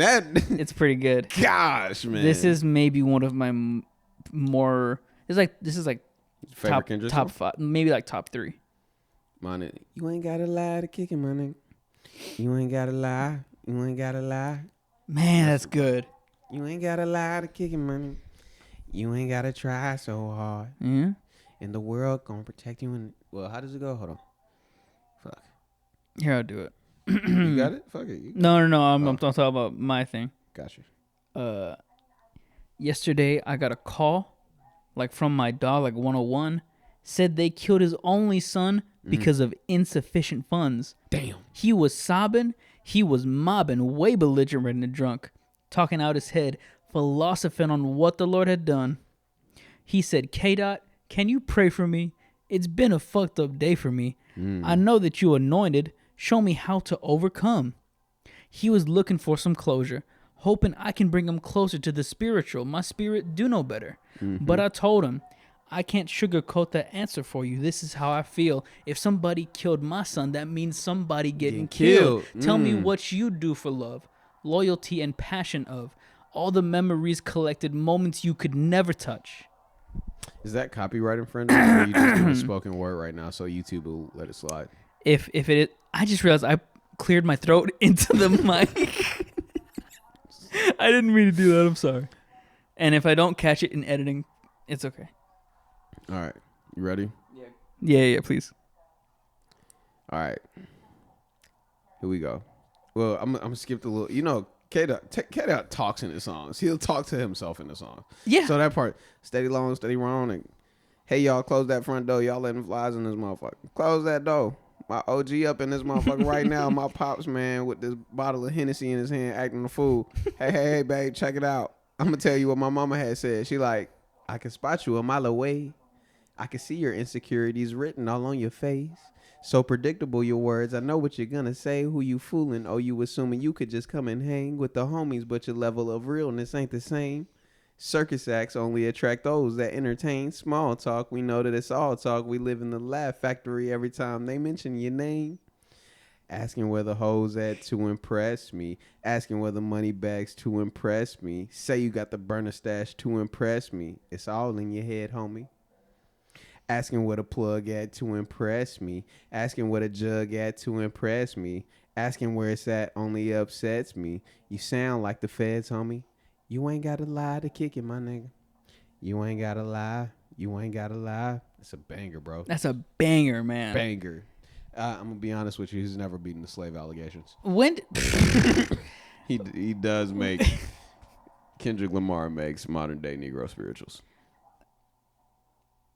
which is connected to the next song I wanted to bring up. Shit. Wesley's Theory. Wesley. Okay. I see where you're going from. Also another top 3. It is possibly. Famously with Thundercat. Oh my God. So good. I fucking love Thundercat. Glazing Kendrick right now. We're glazing Kendrick right now. Yeah, I mean, it's okay. Drake was my number 1 on Apple Music this year. Are you serious? I swear. And you know why? Why?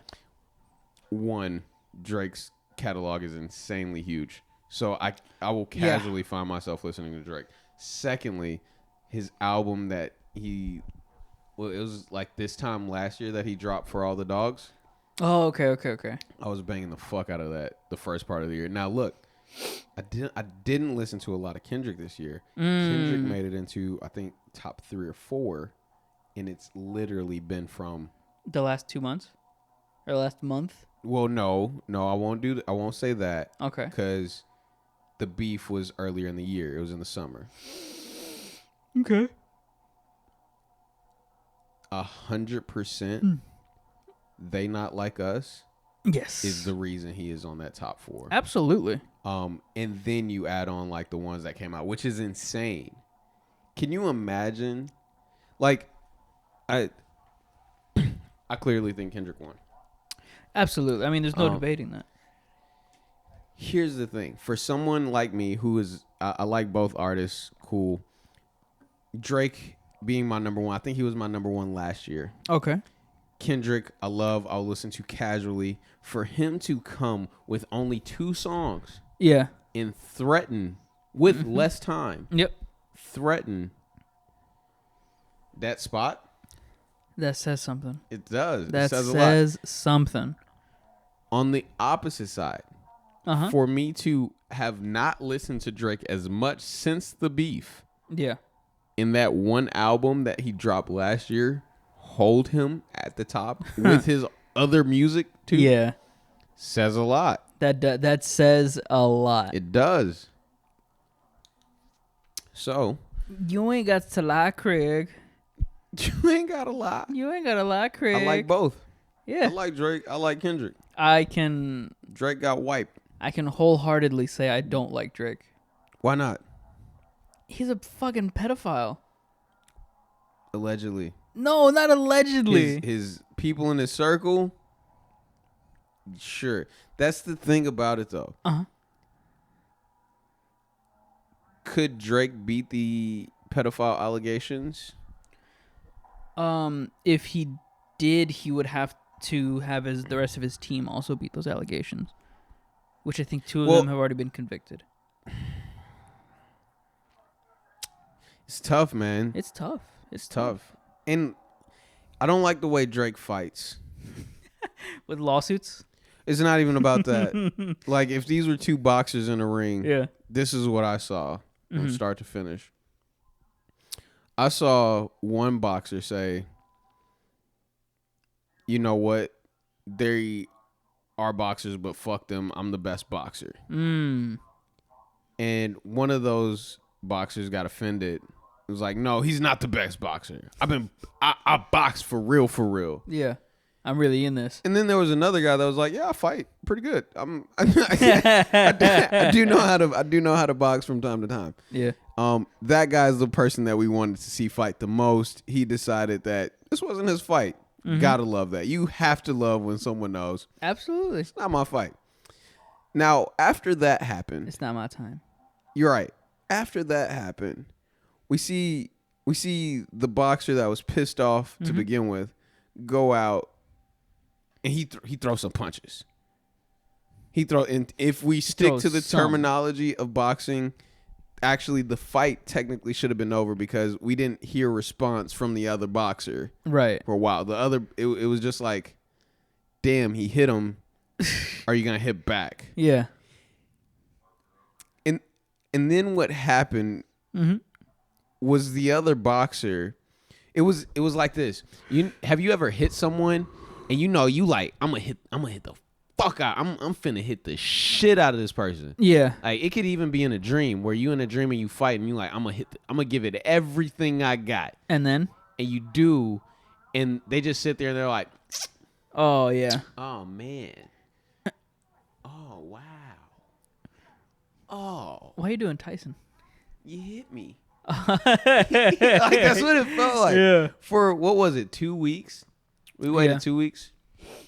We waited 2 weeks for this man to process like, oh man, I just got hit. I just got hit in the face. But here's the thing. That's what we were thinking. He had planned 4 hits down the line. He sure did. It was an anime. It was a fucking anime. You on Jujutsu Kaisen when like he's fighting one of the demons and he thinks he's doing a badass job, but whole time like the demon has been whooped his ass, like he's in a trance. That's what it felt like. So for 2 weeks we were like, oh my goodness, he isn't hitting back. He just got sideswiped and he isn't hitting back. What's gonna happen? What's gonna happen? And then he's like, uppercut, right hook, uppercut, jab, jab, jab, right hook, uppercut, uppercut, uppercut. And the other boxer's like, dude, I didn't even mean to hit you. But fuck it, I'm in a fight now. Let me hit back. Oh, my fault. Oh, Left my fault, hook, OG. Weave, right hook. And Kendrick is still like, uppercut, uppercut, right hook, left, left, straight, right, 1-2 cross. And we're all just sitting here watching this fight, and we're like, yeah. Oh no. These were two different fighters. Damn it. And now we're at this point where the fight is over. The fight is done with. Right. And one of the fighter that got his ass whooped is watching the highlights from not his fight, but a fight that he was in. Oh my God. And he's like, I don't like that. I don't like it.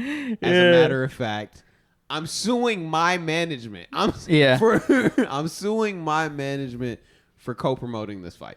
Right. A fight with another artist of the same management. Of the same man. It is the craziest thing. Right. Same management. Insane. That guy. Aubrey. Aubrey Graham. Aubrey. Your name Aubrey in the 6th. They ain't call you Drake. Aubrey, if you can hear me. Oui. Sauce told us about Aubrey way before Kendrick did. And this is the story of Texas music. And he is not your savior. Cole taught you how to dribble, but he is not your savior. Turn the TV off. Oh shit. What they talking about? They talking about nothing. What they talking about? They talking about nothing. Hey, that's my bitch. Hey, that's my bitch. I love that shit so much. Boom bop, bing bop, boom bop, bam. I love how the internet has really come around them like, man, Kendrick gave ADHDers a whole bunch of vocal stems. Yeah. It's true. Where's that? I was singing it today. Luther. I don't think yeah. I do know which one that is. Yeah, it's this one. Here, I'm not gonna pull up the lyrics. I'm just gonna say, if this world were mine. Yeah. That was good. Fa.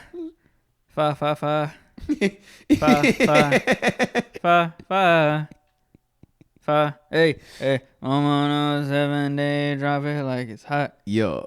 Mm-hmm. Fa.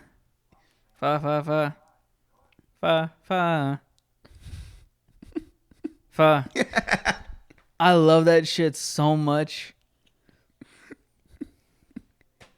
And you know what's funny? What? The best album of the year was 100% Tyler, the Creator. Like, which is crazy, right? 100%. Which is crazy. Like, do I think? Well, I'll say this. Mm-hmm. The word on the street, yeah, is that there's another part to GNX. Right. This is his mixtape. Right. Maybe we shouldn't judge right now what it should be, but hopefully, Tyler, the Creator, made. Probably one of the most artistically beautiful albums that I've heard in a long time. I think so.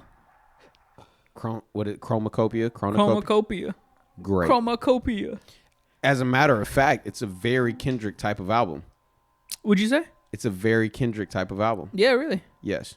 In that there's a theme throughout, a beautiful theme throughout, right? Everything kind of feels with one another. It's a concept album. Exactly. Kendrick makes concept albums. Or he has grown to make concept albums. Drake doesn't make concept albums. No. I'll be honest. Drake makes fucking bangers. He makes pop music. Nah. Well, popular. Pop. It's popular. Yeah. Popular music. Pop culture. Popular culture. Yes. Popular music. I see that. He makes pop music. Yeah. I hate to call it pop music because I know, when I yeah. think pop music is like Maroon 5.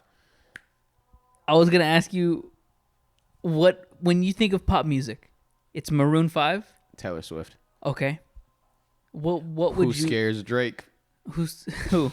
Taylor Swift. Yeah, absolutely. Who is also close with Kendrick Lamar. Mm-hmm. That is how much this man won this battle. Absolutely. How do you put together What? this was Alabama level like playing. Yeah, yeah. Like I need the master class actually. What do you think I would think pop music is? You said Maroon 5 and Taylor Swift. What do you think it would be? Yeah, I have two very specific artists that I think ever since I was a little kid, whenever I think of pop music, I think of these two artists. Are they groups or are they specific artists? They're both women. Oh. I'm not sure. Kesha? Very close. Katy Perry. Katy Perry. Okay. Katy Perry and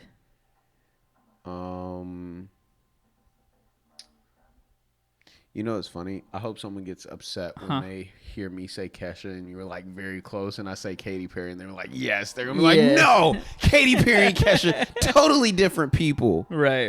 Who I don't know the second. Fergie. No, Fergie is Fergie's. What is Fergie? Fergie's R&B. Is it? I think. No, because Fergie's in Black Eyed Peas, and Black Eyed Peas is definitely. Well, I don't know what Black Eyed Peas are. Black Eyed Peas are vegetable, sir.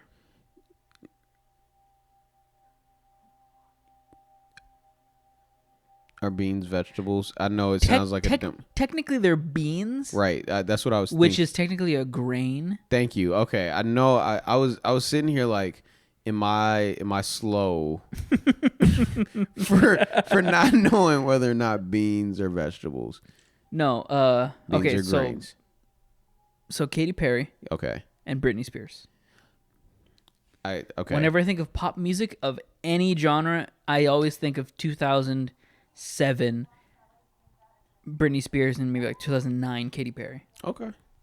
I don't know why. It just I feel like that makes sense in my mind. Yeah. Yeah. That 100%. Whenever I think of rap, I think of MF Doom. Okay. Whenever I think of hip hop, Explain to me the difference. I think, rap and hip hop. Rap and hip hop. Yeah. Well, I think of rap specifically for MF Doom because he does it so differently. He does it such in a pure sense, rhythm, and poetry. Rhythm and poetry. Got you. Versus hip hop. Versus hip hop, which is what I would think is the Black Eyed Peas.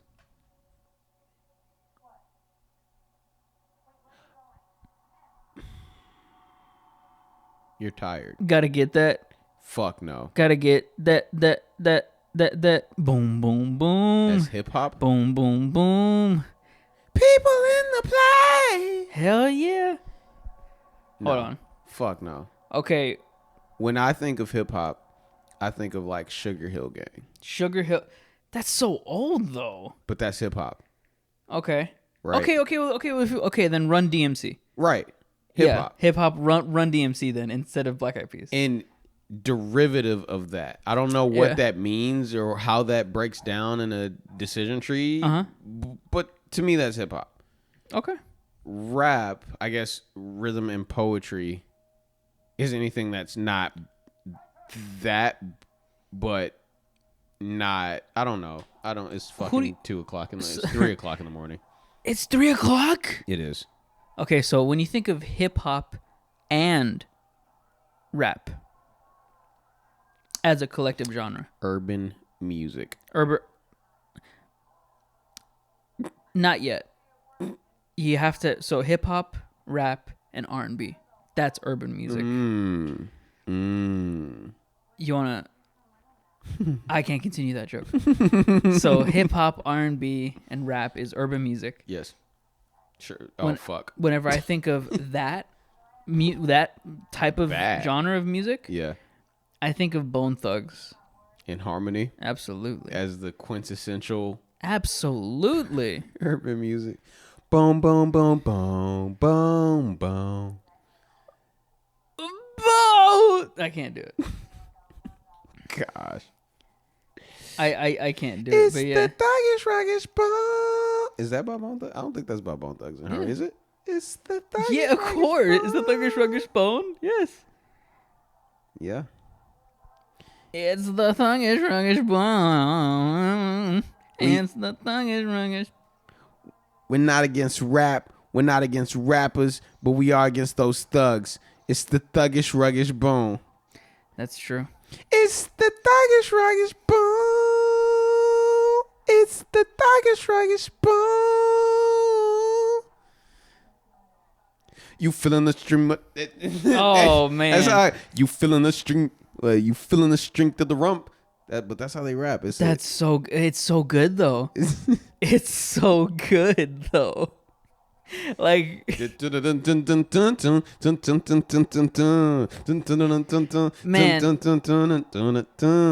and UGK. Yes. Underground Kings. Yep. Oh my god. Honestly, International Players Anthem is gonna play at my wedding. You really, yeah. And I'm inviting my exes. Oh, why would you do that? Because they're a part of the song. They got to make a cameo. That is very true. Nice. Everyone needs to be included. You want to talk about What is it?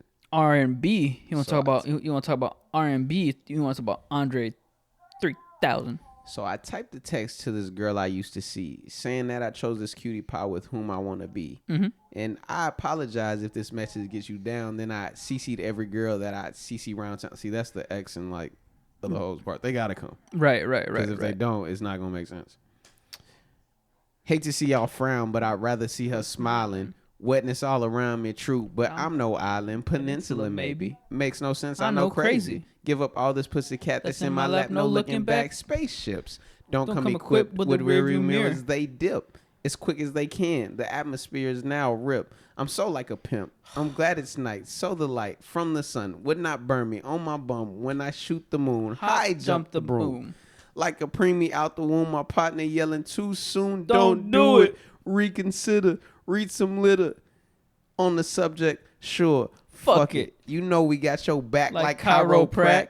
And if that bitch do you dirty, we'll wipe her ass out as in detergent. Now hurry. Go on to the altar. I know you ain't a pimp. But pimp, remember what I taught you. Keep your heart 3 stacks. Keep your heart. Hey. Keep your heart 3 stacks. Keep your heart. These girls are smart 3 stacks. These girls are smart. Play your part. Sweet Jones. That's my bitch is choosy. Lover never fuck without a rubber. Never in the sheets like I'm on top of the cover. Money on the dresser. Drive a compressor. Top notch hoes. Get the most, not the lesser. Trash like the fuck with $40 in the club. Fucking up the game. Bitch, it gets no love. She be cross country giving all that you got. 1,000 a pop. I'm pulling Bentleys off the lot. Smashed up the gray one. Bought me a red. Every time we hit the parking lot, we turn heads. Some hoes want to choose, but them bitches too scary. You chose me. You ain't a pimp. You a fairy.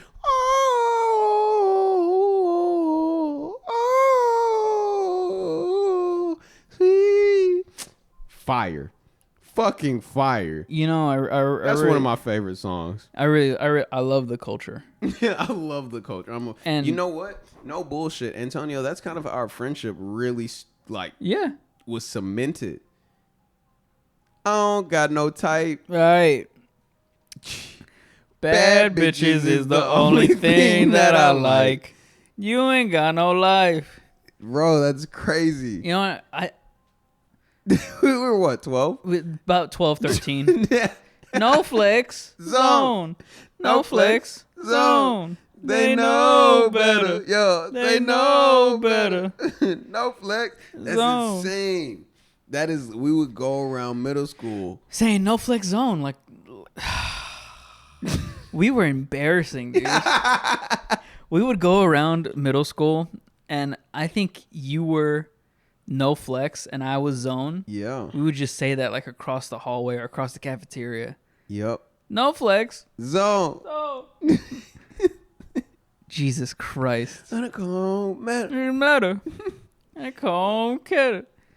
Treat it so special. Spell passion. Now you whole jealous. Oh, jealous. What is it?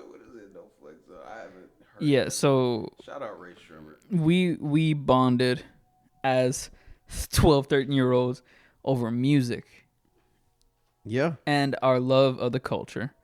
Sway Lee is the same difference. H2O Lee, same thing.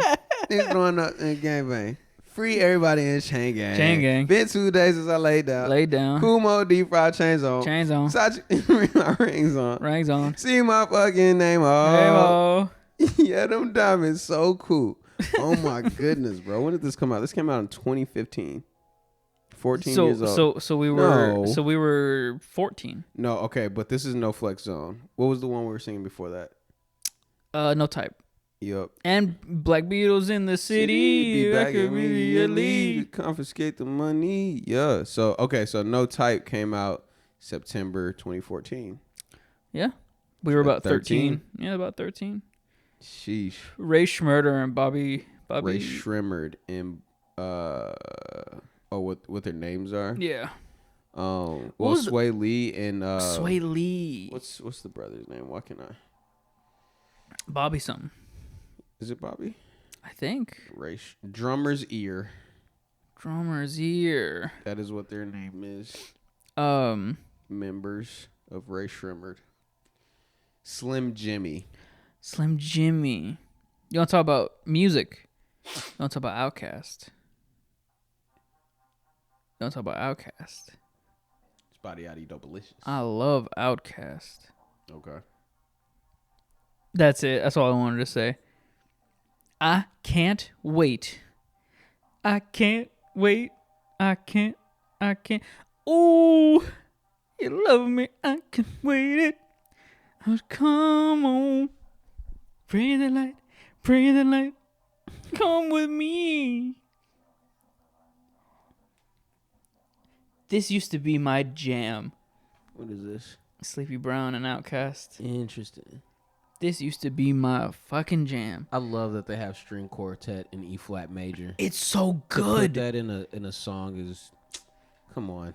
It's so good, dude. Different musical appreciation.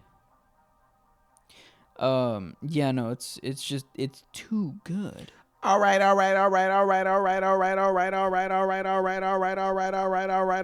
fellas. Yeah. I said, what's cooler than being cool? Ice cold.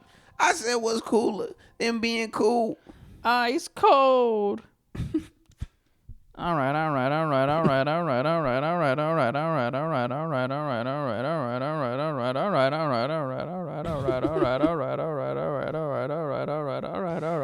That's what you gotta tell any old head that's like, this ain't music. He didn't say it all right 15 times. Like, Yeah. when Outkast did it, it was cool though, huh? Yeah. When Andre 3000 did it, it was fine.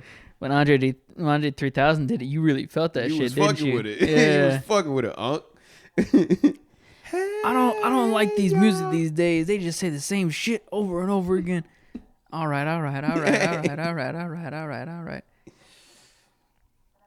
Oh man. To be fair, that's one song versus a generation of genre music.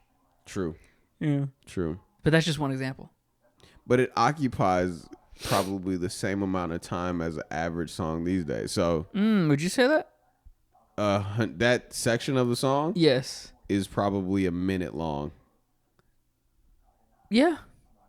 Average song is like 2 minutes now. Yeah. It's very close. I miss when songs were 4 minutes. Sometimes I definitely miss when songs are. I hate finding a good song that's 2 minutes long. Mm-hmm. And it's like, why did y'all stop it here? Mm-hmm. Yeah. It's tragic. Yeah, especially with my love for rock. Is he in fucking prison? I don't know. We looked away for like 2 seconds, and now there's this shit. I gotta go back and watch. I looked to my left while you were talking, and like they were in a ballroom scene. I don't know. It's a slow burn. It's a real slow burn. This might be the fastest fucking burn I've ever seen. It's a chaotic slow burn. It's a slow burn on a black cat.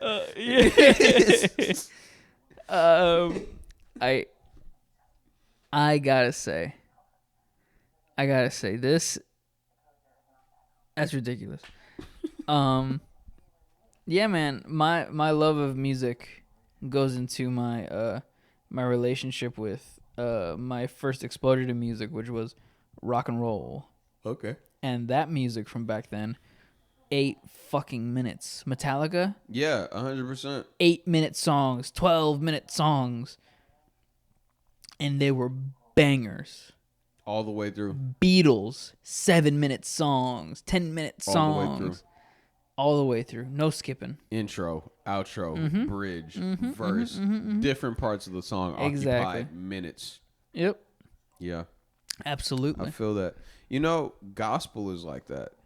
Really?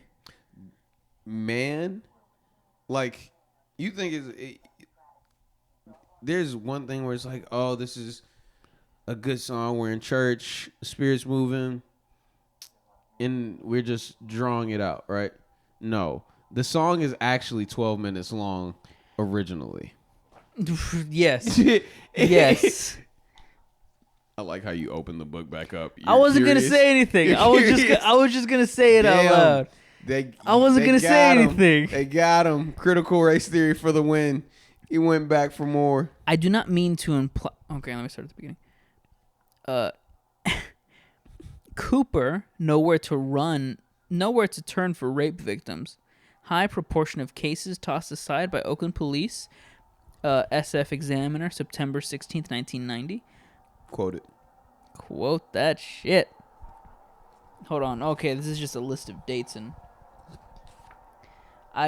so my thought here was that I was just going to Go to the first half. You've been reading out the second half. Go to the first I half. feel like the second half of any book is better than this first half, no? You're talking about a 498-page book that you're reading one paragraph out of each time you go back and look for it. I guarantee you that regardless of what you are reading right now, contextually makes sense to anyone, including myself. Listen, I'm sure it does. I love how you're actually scrolling for something that catches your eye. Well, it's okay. I'm scrolling for something that's only on the right side of the book. Mm-hmm. That is easily in a section that I can read because I am so dyslexic. You have to write a report on that tomorrow. All 498 pages. Oh, okay. I mean, I already have homework, man. You saw me studying whenever you got here. Sure did on Crunchyroll. I was right? watching Dan to Dan. I have to study for my Dan to Dan test. Dun. It's the thong song. Dun, dun, dun, dun, dun. My conclusion to this point is that there is a second scholarly tradition that is Fuck you up right there, didn't there? That dyslexia came and really gave you a work. It's phrased weird. Second scholarly tradition that it consists of the exclusion of minority writings about key issues of race law, and that this exclusion does matter. The tradition causes blunting, screwings, and omissions in the literary dealings with race, racism, and American law. What accounts for, what sustains this tradition? Can it be defended or justified? Actually, I kind of picked up a little bit of what I was saying. I understood that, yeah. Yeah. That's very true. Kind of Fahrenheit 451 to all the people writing about race that were experiencing it. That man was so racist. Which one? The man that wrote Fahrenheit 451. Oh. A lot of writers are pretty racist. You know who wrote Fahrenheit 451? No. Very famous horror writer. I forget the name, but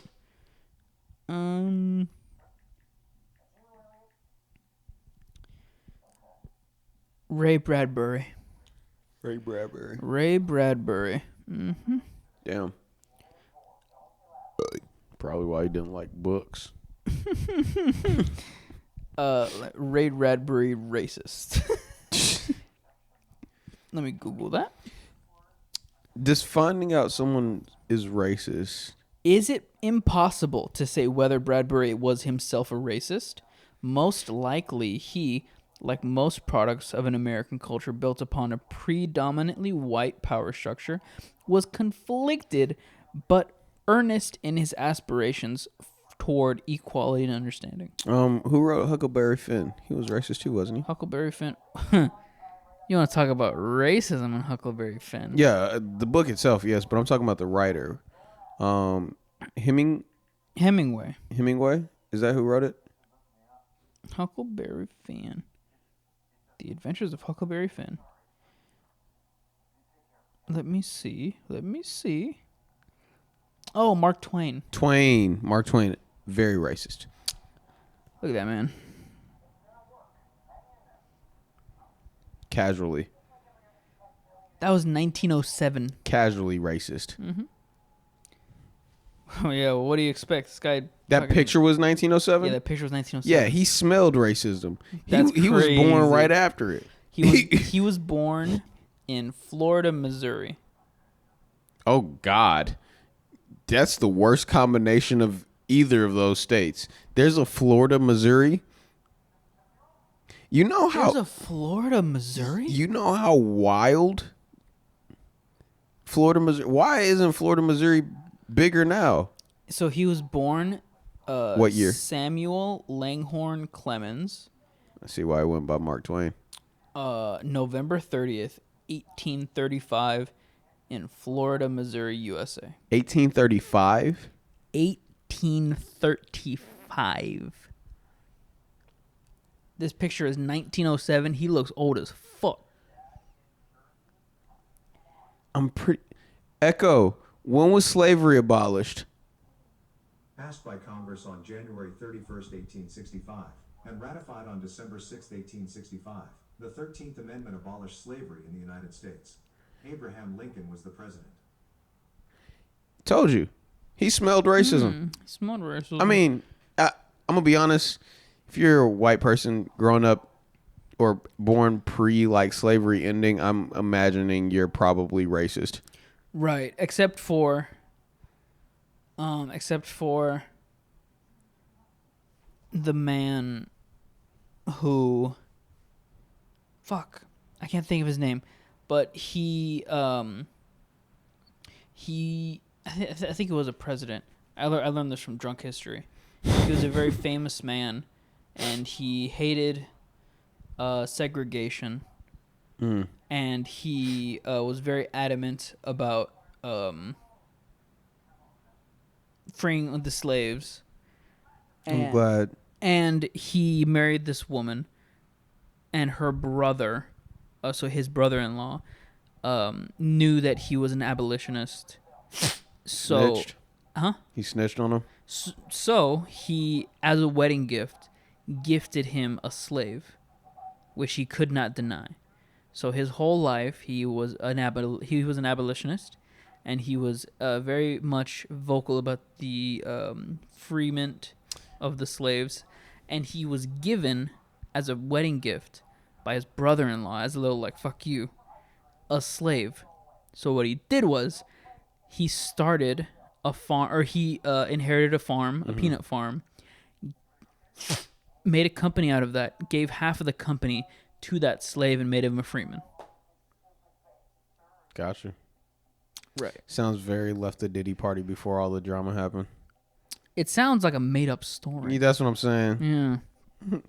No, I'm not racist. I gave my slave peanuts. It grew up to be George Washington Carver. No. You can't prove that I had any slaves. It's like Alex Jones. Well, the actually, you know Uncle Nearest, the alcohol, the liquor. Uncle Nearest. Look it up. So apparently, so Uncle Nearest is a formula for what type of whiskey? Oh yeah. Right. What is it? Whiskey? Yeah. Okay, it's a formula for whiskey, but that formula, I think, is similar to another big popular brand of whiskey. The name is escaping me. Jack Daniels. Jack Daniels. Okay, cool. But apparently, the uncle nearest, I don't know the story. Someone was just like super intrigued and is pissed off right now. This is the show that will piss you off because it's based on really nothing. This is a comedy. This is a comedy podcast, guys. Yeah, Guys, this is a comedy podcast, and nothing else. It's a we're a little bit. I'm a little bit of a racist. get out of my house. Okay.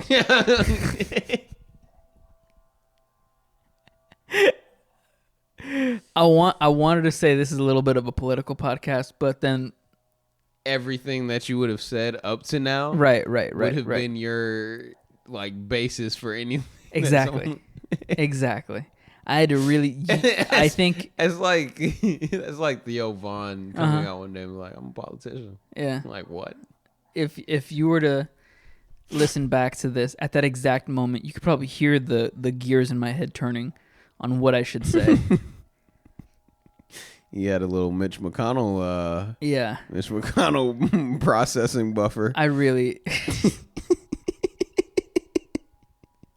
little. You know what's crazy? Yeah. What? Could you imagine, like, you're partially responsible for running the country, and occasionally you just get stuck, like, but not Occasionally. like occasionally, just because you're older than most people, you just. That's not a crazy thing to say. Yeah. You are older than most people. Like, That's crazy. Wow. and you just freeze up. I never thought about it like you ever, that. You ever try to use like Windows 07? Absolutely. Oh, Just stops for a little bit. Just dun, dun, dun, dun. I understand. Dun, dun, dun, dun. It's like it's like trying to do something on Mac, and then the little swirly pump comes up. Do you think that's the final boss for old people is like, let me see how well I can do politics? Yeah, probably. Yeah. It's like an achievement. As soon as you get past retirement age, like- you get to decide the lives of others much younger than you. Most likely haven't even been born yet. Yeah. And honestly, give it to him. Absolutely. Like, I had an idea. I had an idea of a perfect human, of a perfect man, a man without limits. what if we gave them That's from a politics, movie. but it's like has no effect. Like they it was like a Truman Show. Like they all thought they were That's elderly abuse. like, no, it's not. Yes. Like, no, you're a politician. We voted you in. Like, they think they hold positions, Right. and they go about doing the work of a politician. Right. Just the work that they do just has like zero implication. It's like the King of England, Yeah. right? Like, he's there. King of England's still pretty powerful. He's powerful from like a social aspect because like Right. people still call him the King of England. Yeah. But like, he can't necessarily walk into Parliament and swing his dick That is true. He cannot do that. Considering or freeze up or on a press conference. Christ. I was gonna say something about That's I was gonna say something. What was I gonna say? Something about the thing that you just said before that. Do you remember what you just said about King George and swinging dick? it's not King. Is it King George? It's not King George. No, it's not King George. He can't walk into Parliament, King swing his Albert. dick. But Oh, no, before no. that. I get you. Before that. Giving elderly people fake political roles. Yes. Or not okay. not fake. Yes. Pseudo. Right. So, in relation to that little tangent, I believe that once you hit past retirement, you forego all of your responsibilities on Earth, and you allow yourself to become purely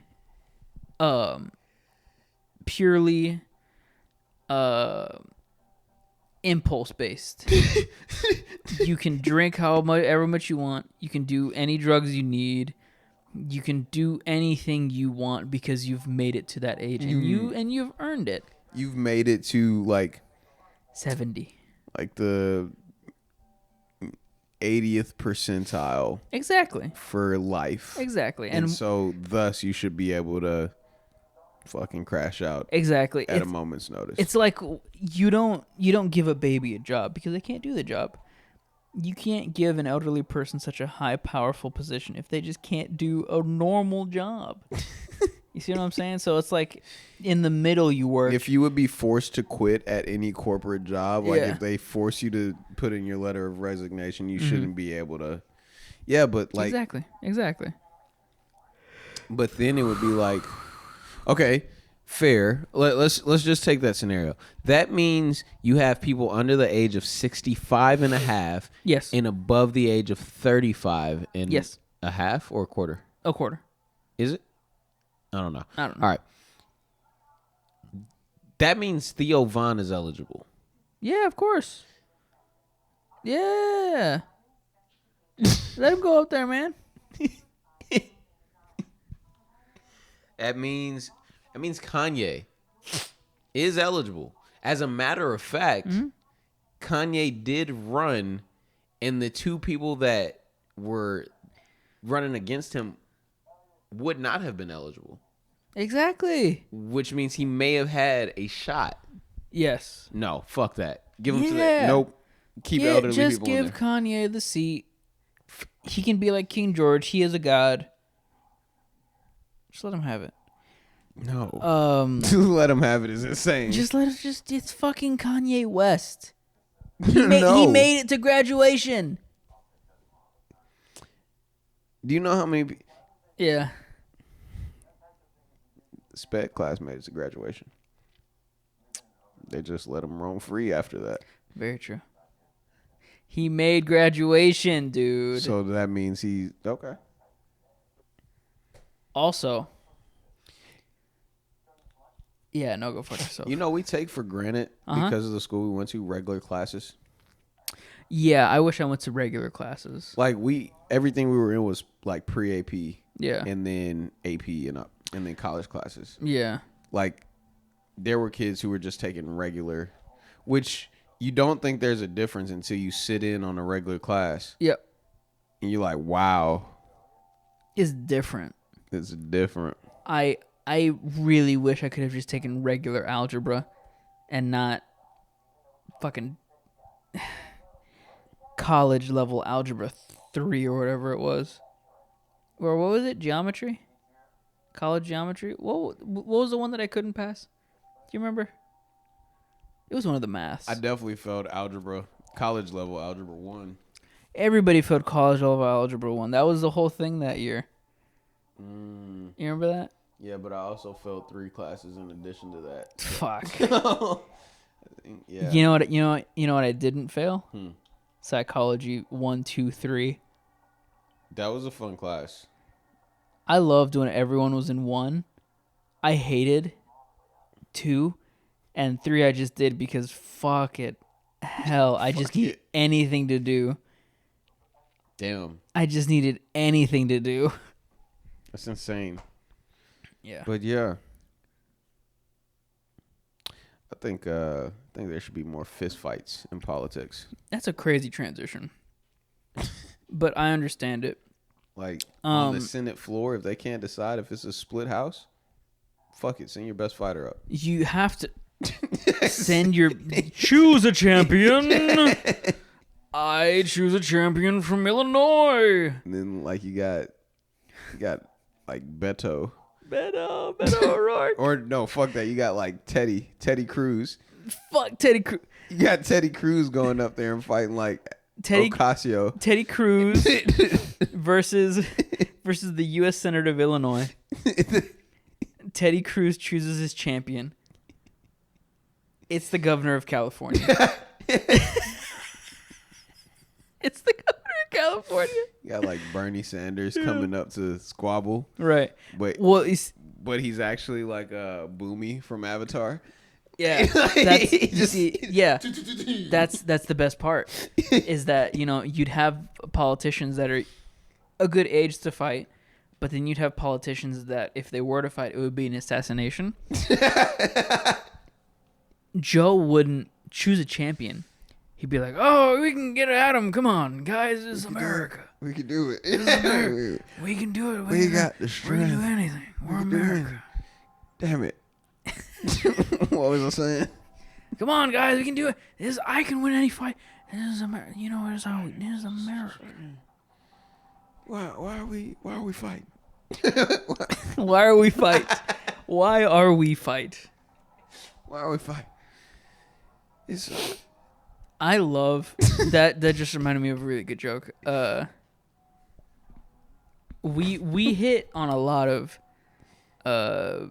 people and things that we make fun of, and it reminds me a lot of The Irishman again, a movie. Yeah. A scene in there where it's a comedian, where it's like, I hit on everybody. I hit on, and he says slurs for every race. Oh shit. And I think about that, and I'm like, yeah, that's funny. Yeah, he hits on everybody. That's why it's funny. It's all inclusive. Exactly. It works. You can laugh because obviously it's funny. What's the comedian's name? Is it Scholes? Yeah, Andrew Schultz. Andrew Schultz. Yeah. Same concept. I also like, Same concept. No one is saved. No one is spared. I also like not as relevant, a bit controversial. I really like men's comedy of the late 70s, which was like another scene from The Irishman. Oh shit. I really like that movie. It's a great movie. It might not be The Irishman. No, it's from Goodfellas. Okay. It's the scene where you're mixing your gangster movies up. I know. Yeah, it's the scene where Karen is first this is the first time Karen's going to the club. Yeah. And the comedian on stage, I forget his name, but he's like, "Hey, everybody, how's it going? I brought my wife. Please, somebody take her. I take her everywhere, but she always finds a way back home." I just love that so much. Where it's like just a dude just nailing on his wife all set. But it's so fucking funny. I do feel like my wife's here tonight. Please take her. Oh god. There's something to be said about like that does have comedic value. Yeah. And it's whose fault is it that shit is so touchy now? Whose fault is it? Yeah, if you had to put blame on one, like, let's say cohort or group of people. Oh, I don't know. That's a tough one. Mm-hmm. That is a tough one. The reason things are so touchy, I blame millennials as a whole. As a whole? 100%.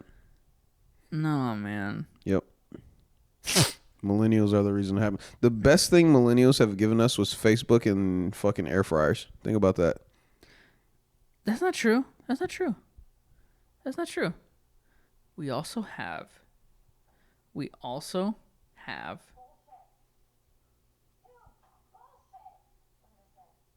I can't think of anything else. I really like air fryers. And Facebook. Fuck. And Facebook was one of their early ones. Like, yeah. Yeah, that's about it. No, dude, MySpace. Fuck, sure. I love MySpace. The creator of MySpace deleted your MySpace account. Yeah. It's a callback from our previous podcast of an old story I told.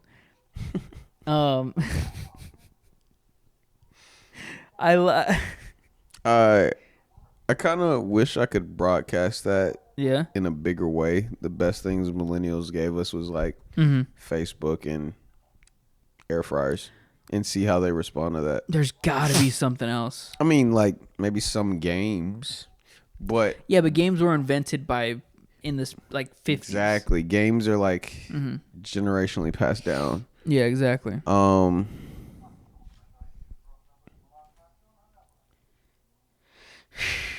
Yeah. When you think about it, it gets real.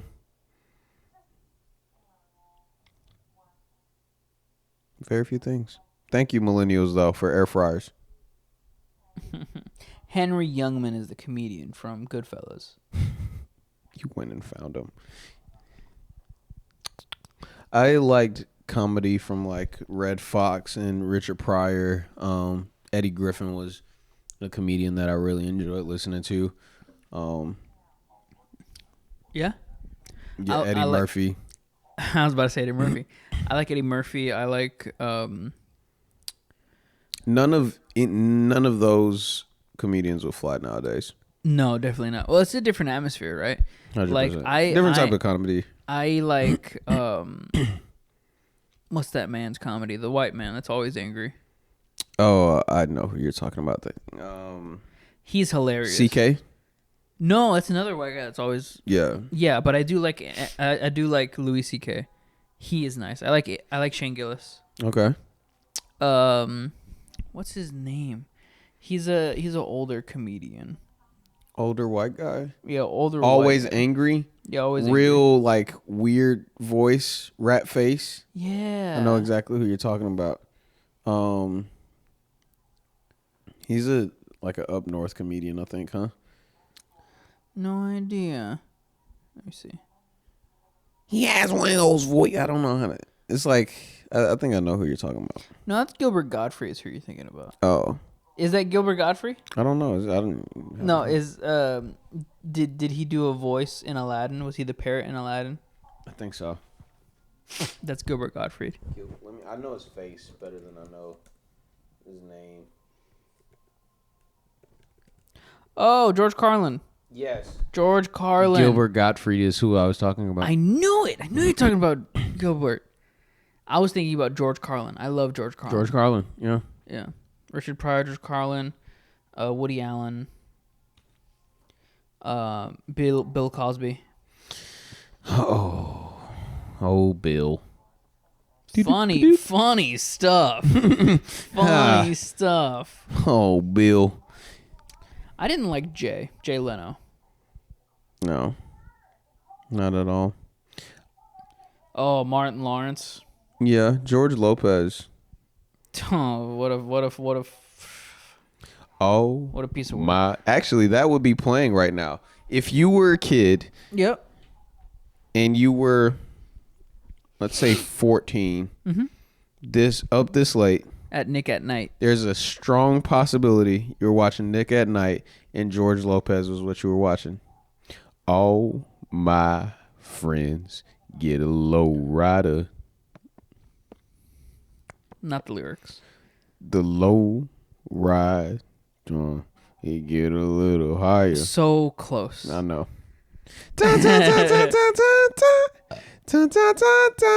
You got it, bud.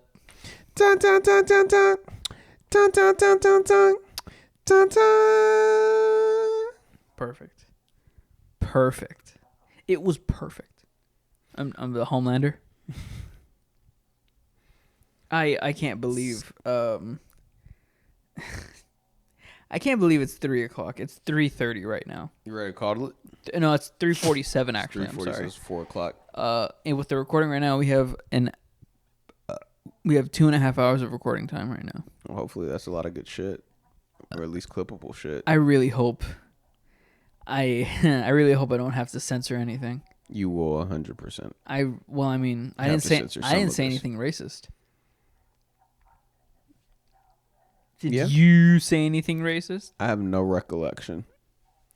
Y'all think Woody was good on the stand? I would be fucking great because, like you said, when it comes to like music and lyrics and not listening, And the example I just gave you with that theme show song, Your Honor, I legitimately don't remember.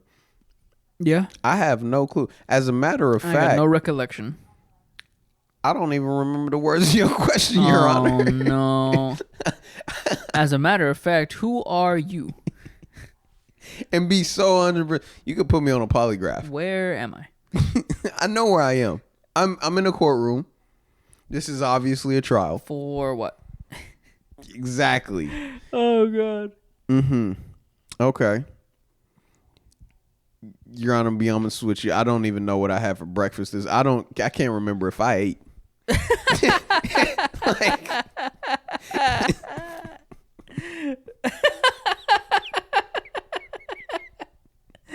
Oh, God. like, you asking me questions about 5 years ago. I'm going to be honest with you.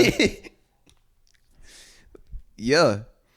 If it's up to me to say someone to be a witness, testimony, I'm gonna be honest with you, they might end up in prison. Yeah. For innocence, if I'm the witness for innocence, I gotta be like, he didn't do it. I remember it was this day at this time he was with me. Yeah. All right. Mr. Attorney, sir, I'm gonna be honest with you.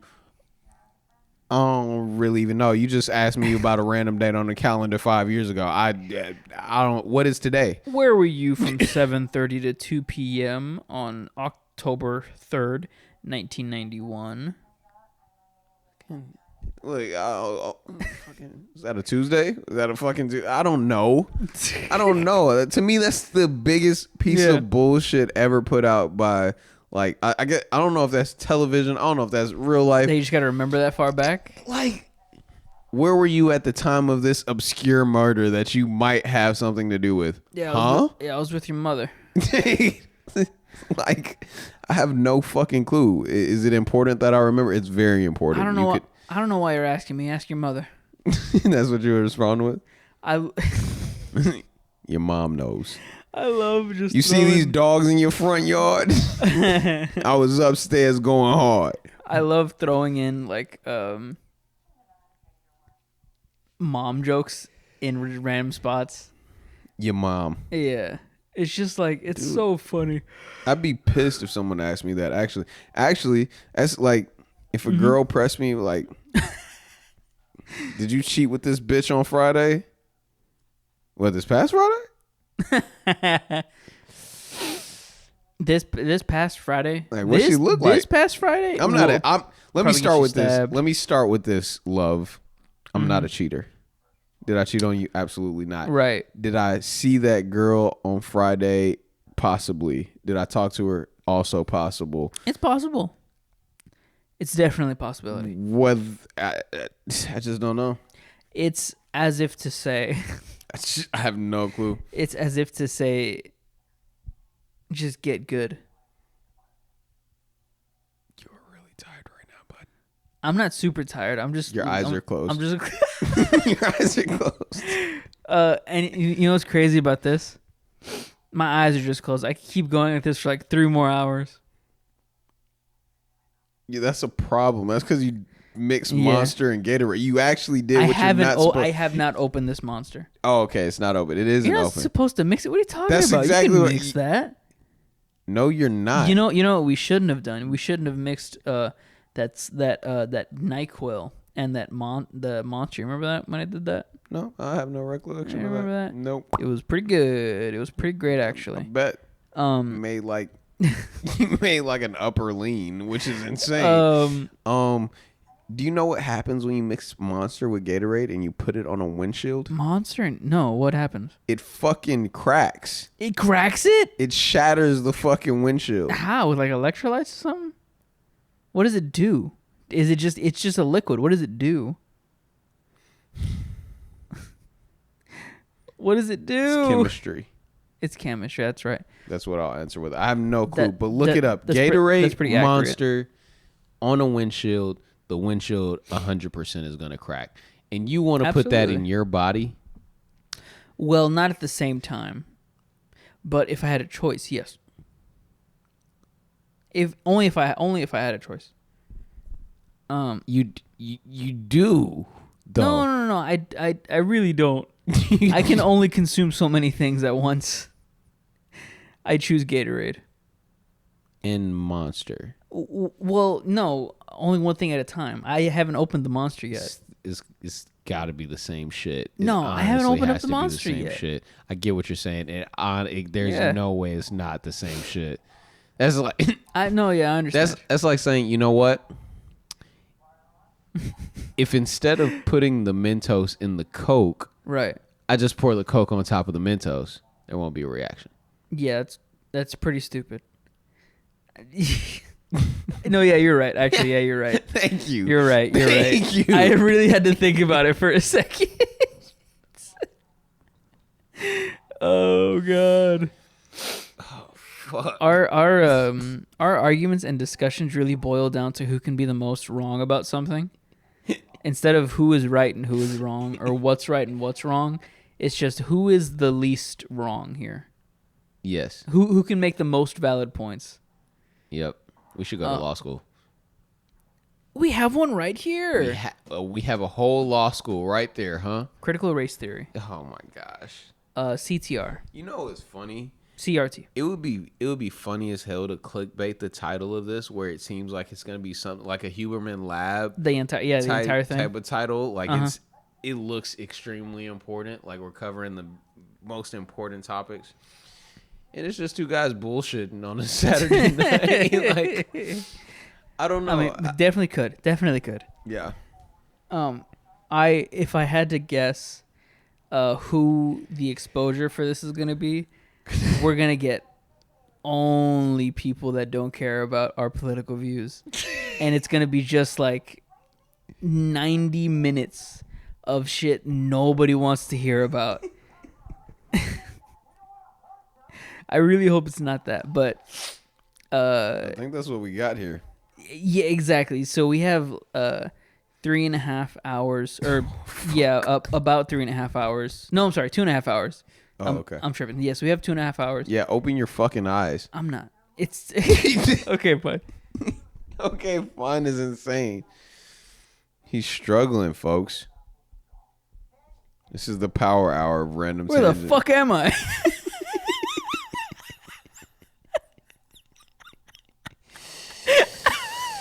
Yep. And that is the episode Oh, of God. Random Tangent. Thank you so much for tuning in, folks. That's a callback. Yeah. That's a great joke. That's a great joke. It's actually 2 hours 40 minutes. Still nearly 3 hours. Yeah, it's a lot. We just filmed the Titanic. Paint me like one of your French girls. And then let's get in the car where it gets hot and steamy.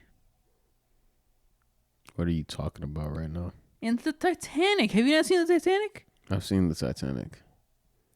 You said we just filmed the Titanic. I did 2 hours and 48. That's what I was going on. And then I said, paint me like one of your French girls. Right. A famous quote from the Titanic. From the Titanic, but then you proceeded to talk about cars. The scene that comes right after that quote. No one gives a literal fuck about what comes immediately after the most important quote. It's such a good scene. It sediments. It's cemeteries. It concentrates. No, it puts in stone. Jack and whatever the fuck her name was, relationship. Jack and Rose. I forgot Rose. I was thinking about that because it's like Jack and Coke, because Coke is red like Rose. That was peak ADHD. ADHD. Yeah. Well, I mean, yeah. That was peak. People don't even realize that neurologically, none of that was a linear connection in your head. Like, no. The fact that it was linear for you was not linear for anyone else. Yeah, well, I mean, I know his name is Jack. And Coke. Well, no. Which is red. I didn't, so that's how you got Rose. I didn't remember Rose's name. Right, that's what I'm saying. But I knew his name was Jack, and then I think about Jack and Coke. Well, Coke is red, like red like roses. Oh, her name is Rose. Red like roses, Little Red Riding Hood. Keep going. Just keep going. Just Ruby, a production by Rooster Teeth, with Little Red Riding Hoods in it. We are in Austin. Austin is also the birthplace of Rooster Teeth, which was the birthplace of Ruby. You know what also is the birthplace of Austin? Or what was born here in Austin? Gustavo Sorolla, which is one of the founders of Rooster Teeth. Keep going. You're good. You're still Gustavo Sorolla is from a little town called Eagle Pass on the border of America and Mexico. In that town, there was a concert in the late 90s, a Selena concert, which broke out in a huge riot. Yep. Which was in the documentary. Yep. Selena was born in Corpus Christi.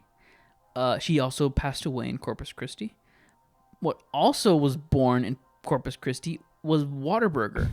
Whataburger is a famous Texas chain, which was recently bought by another corporation, which has been put in other states, including fucked up. New Mexico. Yeah. And the one above us, what is that? Arkansas? Oklahoma, right. Go fuck yourself. Got all the way there from fucking Titanic. No, dude, I can do better than that. So nope. Episode over. Episode fucking over. Actually, that was the epitome of a random fucking tangent. Yeah. Oh my gosh, my head hurts. Mic check 1 2 1 2. Up late night with the random tangent crew. We're done. Nope. Don't you do anything else. Cut the mics. Cut the fucking microphone. God.